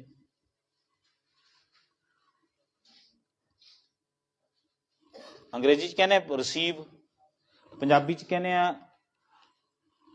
ਪ੍ਰਾਪਤ ਕਰਨਾ, ਕੋਈ ਚੀਜ਼ ਪ੍ਰਾਪਤ ਕਰਨੀ, ਕੋਈ ਲੈਣੀ ਚੀਜ਼, ਠੀਕ ਹੈ। ਤੇ ਪੰਜਾਬੀ ਚ ਦੇਣ ਨੂੰ ਕਹਿੰਦੇ ਨੇ ਬਖਸ਼ ਦੇਣਾ। ਹੁਣ ਇਹ ਬਖਸ਼ ਦੇਣਾ ਸ਼ਬਦ ਵਰਤਿਆ ਜਾਏਗਾ ਉੱਥੇ। ਚਲੋ ਮੈਂ ਉਸ ਪੱਖ ਵੱਲ ਨਹੀਂ ਜਾਣਾ, ਉਹ ਇੱਕ ਭਾਸ਼ਾ ਦਾ ਖਿੱਤਾ ਹੈ, ਉਸ ਖਿੱਤੇ ਦੀ ਗੱਲ ਕਰਾਂਗੇ, ਫਿਰ ਹੋਰ ਸ਼ਬਦ ਨਿਕਲ ਆਉਣਗੇ ਵਿੱਚੋਂ। ਤਾਂ ਜਦੋਂ 2 ਥੱਪੜ ਮਾਰੇ, ਤੀਜਾ ਥੱਪੜ ਮਾਰਨ ਲੱਗੇ ਤੇ ਬੇਬੇ ਨਾਨਕੀ ਮੂਹਰੇ ਹੋ ਗਏ। ਬੇਬੇ ਨਾਨਕੀ ਨੇ ਬਾਪੂ ਦਾ ਹੱਥ ਫੜ ਲਿਆ, ਕਹਿੰਦੇ ਬਾਪੂ ਘਰ ਚਲੀਏ। ਸਾਖੀ ਇੱਥੇ ਸਮਾਪਤ ਹੋ ਗਈ, ਫੁੱਲ ਸਟਾਪ। ਮੈਂ ਪਹਿਲਾਂ ਵੀ ਇੱਕ ਦਿਨ ਜ਼ਿਕਰ ਕੀਤਾ ਸੀ, ਸਾਖੀ ਇੱਥੇ ਰੁਕ ਗਈ, ਇਸ ਤੋਂ ਕੋਈ ਗੱਲ ਨਹੀਂ ਹੋਈ। ਕੀ ਖਿਆਲ ਆ ਵੀ ਇਸ ਤੋਂ ਕੀ ਗੱਲ ਨਹੀਂ ਹੋਈ ਹੋਊਗੀ? ਜਦ 2 ਥੱਪੜ ਆਪਣੇ ਪੁੱਤਰ ਦੇ ਮਾਰਦੇ ਨੇ, ਗੱਲਾਂ ਤਾਂ ਹੋਰ ਵੀ ਕੀਤੀਆਂ ਹੋਣੀਆਂ। ਪਿਤਾ ਨੇ ਕੁਰੱਖਤ ਦੇ ਵਿੱਚ, ਗੁੱਸੇ ਵਿੱਚ ਕੁਝ ਨਾ ਕੁਝ ਸ਼ਬਦ ਵੀ ਬੋਲੇ ਹੋਣਗੇ। ਬਸ ਸਾਖੀ ਇੱਥੇ ਹੀ ਰੋਕ ਦਿੱਤੀ, ਪਿਤਾ ਜੀ ਘਰ ਚਲੀਏ। ਮੈਂ ਕਈ ਦਿਨ ਸੋਚਦਾ ਰਿਹਾ, ਤੁਸੀਂ ਵੀ ਸੋਚ ਰਹੇ ਹੋਵੋਗੇ ਵੀ ਇੱਥੇ ਗੱਲ ਕਿਉਂ ਰੋਕ ਦਿੱਤੀ? ਕਿਤੇ ਭਾਵ ਸਮਝ ਆਉਂਦਾ ਇਸ ਗੱਲ ਦਾ? ਕਿਉਂਕਿ ਹਰ ਇੱਕ ਚੀਜ਼ ਦਾ ਗਹਿਰਾ ਭਾਵ ਹੁੰਦਾ ਨਾ। 2 ਹੀ ਸ਼ਬਦ ਵਰਤੇ, ਪਿਤਾ ਜੀ ਘਰ ਚਲੀਏ। ਕਹਿੰਦੇ ਬਾਪੂ ਪਿੱਛੇ ਪਿੱਛੇ ਤੁਰ ਪੈਂਦੇ ਨੇ, ਪਿੱਛੇ ਪਿੱਛੇ ਗੁਰੂ ਨਾਨਕ ਦੇਵ ਜੀ। ਦੋਵੇਂ ਗੱਲਾਂ ਤੇ ਹੱਥ ਧਰੇ ਨੇ, ਤੁਰੇ ਆਉਂਦੇ ਨੇ। ਪਿਆਰ ਵੀ ਹੈ, ਬਚਪਨ ਦੀ ਅਵਸਥਾ ਵੀ ਹੈ ਸਤਿਗੁਰਾਂ ਦੀ, ਸਾਰੀਆਂ ਅਵਸਥਾਵਾਂ ਨੇ। ਪਰ ਸਤਿਗੁਰੂ ਬਚਪਨ ਨਾਲੋਂ ਜ਼ਿਆਦਾ ਸਿਆਣੀਆਂ ਗੱਲਾਂ ਕਰਦੇ ਸਨ। ਇਸੇ ਕਰਕੇ ਨਾ ਅਸੀਂ ਗੁਰੂ ਨਾਨਕ ਦੇਵ ਜੀ ਦੀ ਉਹ ਇਮੇਜ ਸਾਡੀ ਸੁਰਤ ਵਿੱਚ ਅਜੇ ਅਸੀਂ ਇਮੈਜੀਨੇਸ਼ਨ ਵਿੱਚ ਲੈ ਕੇ ਨਹੀਂ ਆਏ। ਸਤਿਗੁਰੂ ਗੁਰੂ ਨਾਨਕ ਦੇਵ ਜੀ ਦੀਆਂ ਕਈ ਥਾਈਂ ਦਾ, ਇੱਕ ਥਾਂ ਤੇ ਮੈਂ ਕਿਸੇ ਨੇ ਤਸਵੀਰ ਬਣਾਈ, ਤਸਵੀਰ ਦੇ ਵਿੱਚ ਗੁਰੂ ਨਾਨਕ ਦੇਵ ਜੀ ਖੜੇ ਨੇ ਤੇ ਪਿਤਾ ਉਹਨਾਂ ਦੇ ਜਿਹੜਾ ਹੈਗਾ ਚਪੇੜੇ ਮਾਰ ਰਹੇ ਨੇ, ਤੇ ਉਹ ਕਹਿੰਦਾ ਜੀ ਮੈਂ ਇਹ ਵਿਲੱਖਣ ਤਸਵੀਰ ਬਣਾ ਦਿੱਤੀ। ਮੈਂ ਕਿਹਾ ਵੀ ਬਹੁਤ ਵਧੀਆ ਹੈ, ਇਸ ਤਰ੍ਹਾਂ ਦੀਆਂ ਚੀਜ਼ਾਂ ਹੋਣੀਆਂ ਚਾਹੀਦੀਆਂ ਨੇ। ਖੇਤੀ ਕਰਦਿਆਂ ਦੀ ਤਸਵੀਰ ਵੀ ਬਣਾਓ। ਪਰ ਮੈਨੂੰ ਉਹ ਤਸਵੀਰ 'ਚ ਪਤਾ ਕੀ ਲੱਗਿਆ, ਕੀ ਖਾਸ ਸੀਗਾ? ਗੁਰੂ ਨਾਨਕ ਦੇਵ ਜੀ ਦੀ ਜਿਹੜੀ ਤਸਵੀਰ ਸਾਡੇ ਘਰਾਂ 'ਚ ਲੱਗੀ, ਉਸੇ ਤਰ੍ਹਾਂ ਦੀ ਉਹ ਲੰਮੀ ਦਾੜੀ, ਸਤਿਗੁਰਾਂ ਦੇ ਚਿੱਟੀ ਦਾੜੀ, ਤੇ ਪਿਤਾ ਦੀ ਦਾੜੀ ਕਾਲੀ। ਕਿਉਂਕਿ ਅਸੀਂ ਇਮੈਜੀਨੇਸ਼ਨ 'ਚ ਉਹ ਚੀਜ਼ਾਂ ਬਿਠਾ ਕੇ ਬੈਠੇ ਨਾ, ਤਸਵੀਰਾਂ ਦੇਖੀਆਂ ਨੇ, ਗੁਰੂ ਨਾਨਕ ਦਾ ਤਸੱਵਰ ਨਹੀਂ ਦੇਖਿਆ। ਤਸਵੀਰਾਂ ਹੋਰ ਚੀਜ਼ ਹੈ, ਤਸੱਵਰ ਹੋਰ ਚੀਜ਼ ਹੈ। ਤਸੱਵਰ ਸਾਨੂੰ ਸਤਿਗੁਰਾਂ ਦਾ ਕਰੈਕਟਰ ਜਿਹੜਾ ਹੈਗਾ ਉਹ ਸਕੈਚ ਹੋਏਗਾ ਜਦੋਂ ਅਸੀਂ ਗੁਰੂ ਦੀਆਂ ਸਾਖੀਆਂ ਨੂੰ, ਗੁਰੂ ਦੇ ਸ਼ਬਦਾਂ ਨੂੰ, ਗੁਰੂ ਦੀਆਂ ਸਿੱਖਿਆਵਾਂ ਨੂੰ ਪੜਾਂਗੇ। ਸਾਡੀ ਬਦਕਿਸਮਤੀ ਇਹ ਰਹੀ, ਨਾ ਅਸੀਂ ਗੁਰੂ ਨਾਨਕ ਦੇਵ ਦੀਆਂ ਸਿੱਖਿਆਵਾਂ ਸੁਣੀਆਂ, ਨਾ ਪੜ੍ਹੀਆਂ। ਹੁਣ ਸ਼ਬਦ ਇੱਥੇ ਹੀ ਮੁੱਕ ਜਾਂਦੇ ਆ, ਪਿਤਾ ਜੀ ਘਰ ਚੱਲੀਏ। ਮੈਨੂੰ ਇਹਦੀ ਗੱਲ ਦੀ ਬਹੁਤ ਚਿਰ ਸਮਝ ਨਹੀਂ ਲੱਗੀ ਵੀ ਇਹ ਗੱਲ ਕੀ ਹੈ। ਅਖੀਰ ਇੱਕ ਦਿਨ ਇੱਕ ਵਿਦਵਾਨ ਤੋਂ ਮੈਂ ਸੁਣਿਆ, ਤੇ ਫਿਰ ਮੈਂ ਜਨਮ ਸਾਖੀ ਵੱਲ ਧਿਆਨ ਦਿੱਤਾ। ਉਹ ਵਿਦਵਾਨ ਕਹਿੰਦਾ ਇਹ ਸਾਖੀ ਇੱਥੇ ਹੀ ਰੁਕ ਗਈ। ਮੁਫਾਦ ਉਦੋਂ ਮੁੱਕ ਜਾਂਦੇ ਨੇ, ਕਹਿੰਦੇ ਜਦੋਂ ਕਿ ਪਿਤਾ ਜੀ ਘਰ ਚੱਲੀਏ, ਕਹਿੰਦੇ ਝਗੜਾ ਮੁੱਕ ਗਿਆ। ਸੱਚ ਜਾਣੋ, ਜਿਸ ਦਿਨ ਬੰਦਾ ਆਪਣੇ ਘਰ ਨੂੰ ਤੁਰ ਪੈਂਦਾ ਉਸ ਦਿਨ ਝਗੜੇ ਮੁੱਕ ਪੈਂਦੇ ਨੇ। ਜਿਸ ਦਿਨ ਬੰਦੇ ਨੂੰ ਆਪਣੇ ਘਰ ਦਾ ਖਿਆਲ ਆ ਜੇ, ਦੁਨੀਆ ਦੇ ਸਾਰੇ ਝਗੜੇ ਮੁੱਕ ਜਾਂਦੇ ਨੇ। ਘਾਟੇ ਵਾਧਿਆਂ ਦਾ ਦੇਖੋ ਸਾਖੀ ਦੇ ਵਿੱਚੋਂ ਸਿੱਖਿਆ ਕੀ ਮਿਲਦੀ ਹੈ? ਤੁਹਾਨੂੰ ਘਾਟੇ ਤੇ ਵਾਧੇ ਉਦੋਂ ਦਿਸਦੇ ਨੇ ਜਦੋਂ ਤੁਸੀਂ ਬਗਾਨੇ ਘਰ 'ਚ ਬੈਠੇ ਹੋ, ਦੁਨੀਆ ਤੇ ਬੈਠੇ ਹੋ। ਜਿਸ ਦਿਨ ਤੁਹਾਨੂੰ ਆਪਣੇ ਘਰ ਦਾ ਖਿਆਲ ਆ ਗਿਆ, ਫਿਰ ਤੁਹਾਨੂੰ ਨਫੇ ਨਹੀਂ ਲੱਗਣਗੇ, ਨੁਕਸਾਨ ਨਹੀਂ ਲੱਗਣਗੇ। ਫਿਰ ਤੁਹਾਨੂੰ ਪਤਾ ਲੱਗੇਗਾ ਨਫਾ ਨੁਕਸਾਨ ਇਹ ਨਹੀਂ ਹੈ, ਨਫਾ ਨੁਕਸਾਨ ਤਾਂ ਕੁਝ ਹੋਰ ਹੈ। ਚਲੋ ਮੈਂ ਦੁਬਾਰਾ ਸਮਝਾਵਾਂ, ਗੱਲ ਦੀ ਸਮਝ ਆ ਗਈ ਵੈਸੇ ਤੁਹਾਨੂੰ? ਜਿਸ ਦਿਨ ਤਾਂ ਇਹਨੂੰ ਆਪਣਾ ਘਰ ਸਮਝੀ ਜਾਂਦੇ ਆ, ਜਿੱਥੇ ਅਸੀਂ ਬੈਠੇ ਆ, ਜਿੰਨਾਂ ਥਾਵਾਂ ਤੇ ਵੀ, ਓਨੀ ਦੇਰ ਤਾਂ ਘਾਟੇ ਤੇ ਵਾਧੇ ਦਿਸਦੇ ਨੇ। ਤੇ ਫਿਰ ਅਸੀਂ ਰੌਲਾ ਵੀ ਪਾਉਂਦੇ ਆ, ਮੈਨੂੰ ਇੰਨਾ ਨੁਕਸਾਨ ਹੋ ਗਿਆ, ਇਸ ਵਾਰੀ ਮੇਰੀ ਇੰਨੀ ਫਸਲ ਮਰ ਗਈ, ਇਸ ਵਾਰੀ ਮੇਰਾ ਜਿਹੜਾ ਹੈਗਾ ਇੰਨਾ ਕੰਮ ਛੁੱਟ ਗਿਆ। ਰੌਲਾ ਪਾਉਂਦੇ ਆ ਨਾ। ਨੁਕਸਾਨ ਦਾ ਰੌਲਾ ਤੇ ਨੁਕਸਾਨ ਦੇ ਝਗੜੇ ਓਨੀ ਦੇਰ ਤੱਕ ਆ ਜਿੰਨੀ ਦੇਰ ਤੱਕ ਸਾਡਾ ਮੂੰਹ ਘਰ ਕੰਨੀ ਨਹੀਂ ਹੁੰਦਾ। ਘਰ ਕਿਹੜਾ? ਚਲੋ ਮੈਂ ਇੱਕ ਸ਼ਬਦ ਪੜ੍ਹਦਾ, ਤੁਸੀਂ ਉਸ ਸ਼ਬਦ ਦੇ ਨਾਲ ਨਾਲ ਪੜ੍ਹਿਓ। ਸੰਧਿਆ ਦੇ ਸਮੇਂ ਗੁਰੂ ਸਾਹਿਬ ਯਾਦ ਕਰਾਉਂਦੇ ਵੀ ਘਰ ਕਿਹੜਾ ਸਾਡਾ। ਉਹ ਕਹਿੰਦੇ ਜਾਂ ਕੋ ਆਏ ਸੋਈ ਬਿਹਾਜੋ ਹਰ ਗੁਰ ਤੇ ਮਨੈ ਬਸੇਰਾ, ਨਿਜ ਘਰ ਮਹਿਲ ਪਾਵੋ ਸੁਖ ਸਹਿਜੇ ਬੌਰ ਨਾ ਹੋਏਗੋ। ਜਾਂ ਕੋ ਆਏ ਸੋਈ ਬਿਹਾਜੋ ਹਰ ਗੁਰ ਤੇ ਮਨੈ ਬਸੇਰਾ, ਨਿਜ ਘਰ ਮਹਿਲ ਪਾਵੋ ਸੁਖ ਸਹਿਜੇ ਬੌਰ ਨਾ ਹੋਏਗੋ ਫੇਰਾ। ਵਾਹ ਕਿਆ ਸ਼ਬਦ ਨੇ। ਕਿਉਂਕਿ ਜਦੋਂ ਇੱਕ ਸੋਰਸ ਨੂੰ ਸਮਝਣਾ ਫਿਰ ਨਾਲ ਦੂਜਾ ਜੋੜਨਾ ਪੈਂਦਾ। ਭੈਣ ਨਾਨਕੀ ਪਿਤਾ ਨੂੰ ਕੀ ਕਹਿ ਰਹੇ ਨੇ? ਪਿਤਾ ਜੀ ਘਰ ਚੱਲੀਏ। ਘਰ ਚੱਲੀਏ ਮਤਲਬ ਇਹ ਸੰਸਾਰ ਤੇ ਧਰਿਆ ਧਰਾਇਆ ਰਹਿ ਜਾਣਾ ਸਾਰਾ ਕੁਝ। ਜਿਹੜੀਆਂ ਚੀਜ਼ਾਂ ਪਿੱਛੇ ਲੜਦੇ ਪਏ ਹੋ ਇਹ ਚੀਜ਼ਾਂ ਨਾਲ ਨਹੀਂ ਜਾਣੀਆਂ। ਅਸਲ ਤਾਂ ਨਿਜ ਘਰ ਵਿੱਚ ਜਿਹੜਾ ਕੁਝ ਜਾਣਾ ਹੈ ਉਹ ਕਮਾਈ ਤਾਂ ਗੁਰੂ ਨਾਨਕ ਦੇ ਕੋਲੇ ਹੈ। ਖਰਾ ਸੌਦਾ। ਵੈਸੇ ਅਸੀਂ ਕਦੇ ਧਿਆਨ ਨਹੀਂ ਦਿੱਤਾ ਇਹਨਾਂ ਸਾਖੀਆਂ ਨੂੰ। ਇੰਝ ਹੀ ਅਸੀਂ ਨਾ ਸੁਤੇ ਸਿੱਧੀ ਪੜ੍ਹ ਕੇ ਚਲੇ ਜਾਂਦੇ। ਮੇਰੇ ਮਨ 'ਚ ਇਹ ਖਿਆਲ ਕਦੋਂ ਆਇਆ? ਜਦੋਂ ਵੀ ਇਹ ਸਾਖੀ ਇੱਥੇ ਸੰਪੂਰਨ ਹੋ ਗਈ। ਮੈਂ ਸਾਖੀ ਤਾਂ ਵੈਸੇ ਕਈ ਵਾਰੀ ਪੜ੍ਹੀ ਸੀ, ਪਰ ਜਦੋਂ ਮੈਂ ਕਿਸੇ ਵਿਦਵਾਨ ਤੋਂ ਇਹ ਗੱਲ ਸੁਣੀ, ਬਹੁਤ ਵੱਡੇ ਸਕਾਲਰ ਸਨ ਪੰਥ ਦੇ, ਉਹਨਾਂ ਨੇ ਜਦੋਂ ਇਸ ਸਾਖੀ ਦਾ ਜ਼ਿਕਰ ਕੀਤਾ ਉਹ ਕਹਿੰਦੇ ਵੀ ਘਰ ਦਾ ਕਿਉਂ ਇੱਥੇ ਜਾ ਕੇ ਫੁੱਲ ਸਟਾਪ ਲਾਤੀ। ਫਿਰ ਮੈਂ ਉਹ ਸਾਖੀ ਨੂੰ ਦੁਬਾਰਾ ਖੋਲ੍ਹਿਆ। ਫਿਰ ਮੇਰੇ ਖਿਆਲ ਦੇ ਵਿੱਚ ਉਹ ਸਾਖੀ ਦਾ ਘਰ ਦਾ ਜ਼ਿਕਰ ਕਿਤੇ ਨਹੀਂ ਆਇਆ। ਉਸ ਤੋਂ ਬਾਅਦ ਇੱਕ ਥਾਂ ਤੇ ਫਿਰ ਜ਼ਿਕਰ ਆਇਆ। ਜਿਸ ਦਿਨ ਭਾਈ ਮਰਦਾਨਾ ਜੀ, ਕੁਰਮ ਦਰਿਆ ਦਾ ਕਿਨਾਰਾ ਉਹਨਾਂ ਨੇ ਲਿਖਿਆ ਵਿਦਵਾਨ ਜਨਾਂ ਨੇ, ਕਹਿੰਦੇ ਕੁਰਮ ਦਰਿਆ ਦੇ ਕਿਨਾਰੇ ਦੇ ਉੱਤੇ ਭਾਈ ਮਰਦਾਨਾ ਜੀ ਤੇ ਗੁਰੂ ਨਾਨਕ ਦੇਵ ਜੀ ਤੁਰੇ ਆਉਂਦੇ ਆ। ਤੇ ਕਹਿੰਦੇ ਭਾਈ ਮਰਦਾਨਾ ਜੀ ਇੱਕਦਮ ਬੈਠ ਗਏ ਤੇ ਗੁਰੂ ਨਾਨਕ ਦੇਵ ਜੀ ਨੇ ਉਹਨਾਂ ਦੇ ਮੱਥੇ ਤੇ ਹੱਥ ਰੱਖਿਆ। ਭਾਈ ਮਰਦਾਨਾ ਜੀ ਦਾ ਮੱਥਾ ਤਪ ਰਿਹਾ ਹੈ ਤੇ ਗੁਰੂ ਸਾਹਿਬ ਨੇ ਉਹਨਾਂ ਦਾ ਮੱਥਾ ਘੁੱਟ ਕੇ ਨਾ, ਦੇਖੋ ਪਿਆਰ ਵੀ ਕਿੰਨਾ ਸੀ ਦੋਵਾਂ ਦਾ, ਮੱਥਾ ਨੱਪ ਕੇ ਨਾ ਕਿਹਾ, ਕਹਿੰਦੇ ਭਾਈ ਵੇ ਤੁਹਾਡਾ ਘਰ ਜਾਣ ਦਾ ਟਾਈਮ ਹੋ ਗਿਆ, ਸਮਾਂ ਹੋ ਗਿਆ। ਟਾਈਮ ਸ਼ਬਦ ਤਾਂ ਚਲੋ ਬਾਅਦ ਚ ਆਉਂਦਾ। ਕਹਿੰਦੇ ਤੁਹਾਡਾ ਘਰ ਜਾਣ ਦਾ ਸਮਾਂ ਹੋ ਗਿਆ, ਲੱਗਦਾ ਤੁਸੀਂ ਹੁਣ ਨਿੱਜ ਘਰ ਜਾਓਗੇ। ਫਿਰ ਮੈਨੂੰ ਸਮਝ ਆਈ ਕਿ ਹਾਂ ਬੇਬੇ ਨਾਨਕੀ ਘਰ ਦਾ ਕਿਉਂ ਜ਼ਿਕਰ ਕਰਦੇ। ਚਲੋ ਪਿਤਾ ਜੀ ਘਰ ਚੱਲੀਏ। ਬੇਬੇ ਨਾਨਕੀ ਨੂੰ ਘਰ ਦੀ ਸਮਝ ਹੈ, ਕਿਉਂਕਿ ਬੇਬੇ ਨਾਨਕੀ ਸਿੱਖ ਹੋ ਗਈ ਹੈ ਗੁਰੂ ਨਾਨਕ ਦੇਵ ਦੀ। ਹੁਣ ਇੱਥੇ ਗੱਲ ਸਮਝੋ ਥੋੜੀ ਜਿਹੀ। ਪਿਤਾ ਦੀ ਉਮਰ ਕਿੰਨੀ ਹੈਗੀ ਹੈ? 50 ਸਾਲ। ਗੁਰੂ ਨਾਨਕ ਦੀ ਉਮਰ 20 ਸਾਲ ਤੋਂ ਥੱਲੇ। ਬੇਬੇ ਨਾਨਕੀ ਦੀ ਉਮਰ 20 ਤੋਂ ਉੱਪਰ। 16 ਸਾਲ ਦੀ ਉਮਰ 'ਚ ਬੇਬੇ ਦਾ ਵਿਆਹ ਹੋ ਗਿਆ ਸੀ। ਬੇਬੇ 5 ਸਾਲ ਦੀ ਉਮਰ 'ਚ ਗੁਰੂ ਨਾਨਕ ਦੇਵ ਜੀ ਦੀ ਸਿੱਖ ਹੋ ਗਈ ਸੀ। ਬੇਬੇ ਨੂੰ ਘਰ ਦਾ ਪਤਾ ਹੈ, ਪਿਤਾ ਨੂੰ ਘਰ ਦਾ ਪਤਾ ਨਹੀਂ। ਪਿਤਾ ਦੀ ਉਮਰ 50 ਸਾਲ ਹੈ। ਇਹਦਾ ਮਤਲਬ ਬਾਹਲੀ ਉਮਰ ਖਾ ਜਾਣ ਦੇ ਨਾਲ ਕੋਈ ਬੰਦਾ ਘਰ ਦੀ ਪਛਾਣ ਨਹੀਂ ਕਰ ਲੈਂਦਾ। ਕਈ ਵਾਰੀ ਬੰਦਾ 100 ਸਾਲ ਦਾ ਹੋ ਜਾਂਦਾ ਤੇ ਐਸ ਘਰ ਨਾਲ ਹੀ ਜੁੜਿਆ ਰਹਿੰਦਾ ਹੈ, ਸੰਸਾਰਕ ਘਰ ਨਾਲ। ਕਈ ਵਾਰੀ ਕੋਈ 5 ਸਾਲ ਦਾ ਵੀ ਉਸ ਘਰ ਦੀ ਗੱਲ ਕਰ ਲੈਂਦਾ ਹੈ। ਘਰ ਦੋ ਨੇ ਨਾ, ਨਿੱਜ ਘਰ ਮਹਿਲ। ਨਿੱਜ ਘਰ ਉਹ ਹੈ ਜਿੱਥੇ ਅਸੀਂ ਸਾਰਿਆਂ ਨੇ ਜਾਣਾ। ਸਾਈ ਜਾਏ ਸੰਭਾਲ ਜਿੱਥੇ ਹੀ ਤੋਂ ਵੰਝਣਾ। ਉਹਦੀ ਸੰਭਾਲ ਕੁਝ ਵਿਰਲੇ ਲੋਕ ਕਰਦੇ ਨੇ। ਬੇਬੇ ਨੂੰ ਸਮਝ ਹੈ। ਬੇਬੇ ਦੀ ਉਮਰ ਤਾਂ ਥੋੜੀ ਹੈ ਪਿਤਾ ਨਾਲੋਂ, ਤਾਂ ਕਿਉਂਕਿ ਧੀ ਦੀ ਉਮਰ ਤਾਂ ਛੋਟੀ ਹੋਏਗੀ ਨਾ। ਬੇਬੇ ਦੀ ਉਮਰ ਪਿਤਾ ਨਾਲੋਂ ਬਹੁਤ ਛੋਟੀ ਹੈ, ਪਰ ਬੇਬੇ ਕਹਿੰਦੀ ਘਰ ਚੱਲੀਏ। ਬੇਬੇ ਨੂੰ ਘਰ ਦਾ ਪਤਾ ਹੈ। ਪਿਤਾ ਦੀ ਉਮਰ ਤਾਂ ਬਹੁਤੀ ਹੈ, ਪਰ ਪਿਤਾ ਸੰਸਾਰਕ ਘਰ ਨਾਲ ਜੁੜਿਆ ਹੋਇਆ ਹੈ, ਉਹਨਾਂ ਨੂੰ ਘਰ ਦਾ ਪਤਾ ਨਹੀਂ। ਪਰ ਸਾਖੀ ਇੱਥੇ ਮੁਕਾ ਦਿੱਤੀ ਸਾਖੀਕਾਰ ਨੇ, ਪਿਤਾ ਜੀ ਘਰ ਚੱਲੀਏ। ਬਸ ਮੁਫਾਦ ਤੇ ਝਗੜੇ ਕਿੰਨੀ ਦੇਰ ਤੱਕ ਹੈ? ਜਿੰਨੀ ਦੇਰ ਤੱਕ ਸਾਨੂੰ ਘਰ ਦੀ ਸਮਝ ਨਹੀਂ। ਜਿਸ ਦਿਨ ਘਰ ਦੀ ਸਮਝ ਆ ਗਈ ਉਸ ਦਿਨ ਬੰਦੇ ਨੂੰ ਇਸ ਗੱਲ ਦਾ ਵੀ ਪਤਾ ਲੱਗ ਜਾਏ ਕਿਆ ਲੈ ਆਇਆ ਲੈ ਜਾਏ ਕਿਆ। ਕੀ ਲੈ ਕੇ ਆਇਆ ਤੇ ਕੀ ਲੈ ਕੇ ਜਾਣਾ ਹੈ, ਸਾਡਾ ਘਰ ਕਿਹੜਾ ਹੈ। ਤੇ ਫਿਰ ਕਹਿੰਦੇ ਉਸ ਘਰ ਬਾਰੇ ਫਿਕਰ ਕਰਨੀ ਸ਼ੁਰੂ ਕਰ ਦੇਗਾ ਜਿਹੜੇ ਘਰ ਵਿੱਚ ਜਾਣਾ ਹੈ। ਅਜੇ ਤੱਕ ਅਸੀਂ, ਭਾਵੇਂ ਮੈਂ ਆ ਭਾਵੇਂ ਆਪਾਂ ਸਾਰੇ ਬੈਠੇ ਹਾਂ, ਅਜੇ ਤੱਕ ਅਸੀਂ ਆਪਣੇ ਘਰ ਦੀ, ਜਿਹੜਾ ਘਰ ਨੂੰ ਮੇਰਾ ਸਮਝਦਾ ਹੈ, ਮੈਂ ਉਹਦੀ ਚਿੰਤਾ ਕਰਦਾ ਹਾਂ। ਅਜੇ ਤੱਕ ਮੈਂ ਜਿਹੜੇ ਘਰ ਵਿੱਚ ਜਾ ਕੇ ਵਸਣਾ ਉਹਦੇ ਬਾਰੇ ਕੋਈ ਖਿਆਲ ਨਹੀਂ ਮਨ ਵਿੱਚ ਧਾਰਨ ਕੀਤਾ।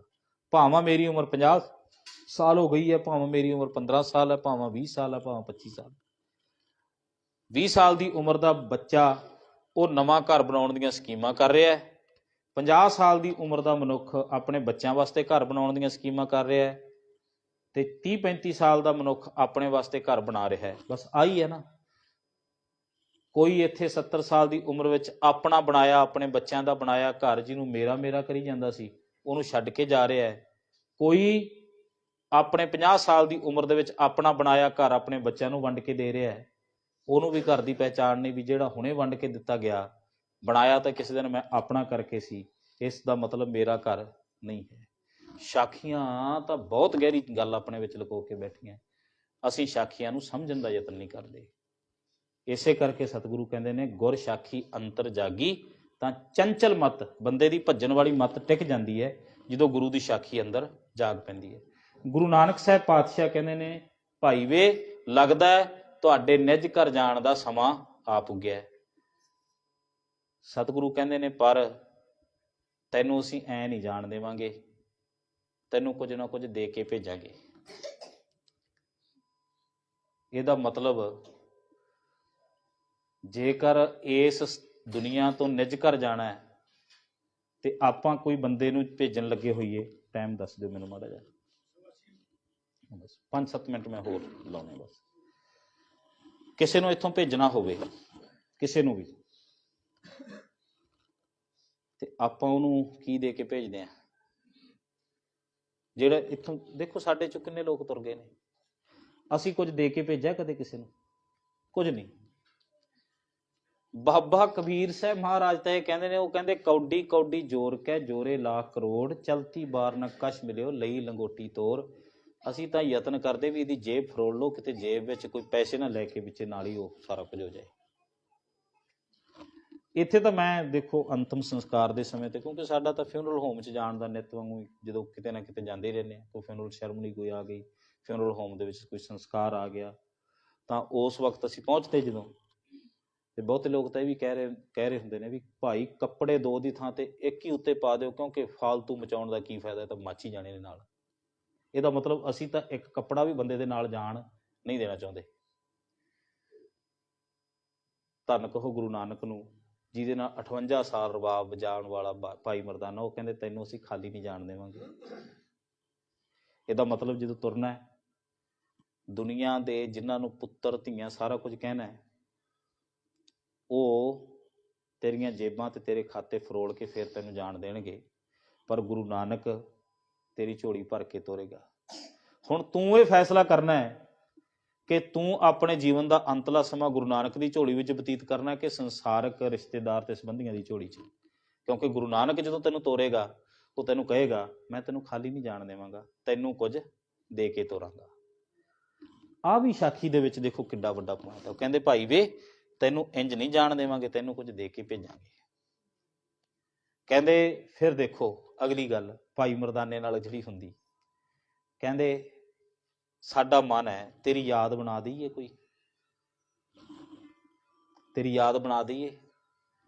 ਕੀ ਯਾਦ ਬਣਾ ਦਈਏ? ਕੋਈ ਮਕਬਰਾ ਬਣਾ ਦਈਏ। ਮਕਬਰਾ ਕੱਲ ਮੈਂ ਜ਼ਿਕਰ ਕੀਤਾ ਸੀ ਨਾ, ਕੱਲ ਕੇ ਪਰਸੋਂ, ਚਲੋ ਮੈਂ ਤਾਂ ਭੁੱਲ ਗਿਆ, ਤੁਹਾਡੇ ਚੇਤੇ ਹੋਏਗਾ, ਕੱਲ ਕੇ ਪਰਸੋਂ ਆਪਾਂ ਜ਼ਿਕਰ ਕੀਤਾ ਸੀ ਨਾ, ਕੋਈ ਮਕਬਰਾ ਬਣਾ ਦਈਏ, ਕਬਰ ਬਣਾ ਦਈਏ ਕੋਈ, ਤੇ ਉਹਦੇ ਉੱਤੇ ਚਿੱਟੇ ਸੰਗਮਰਮਰ ਲਾ ਕੇ ਲੋਕ ਮੱਥਾ ਟੇਕਿਆ ਕਰਨ।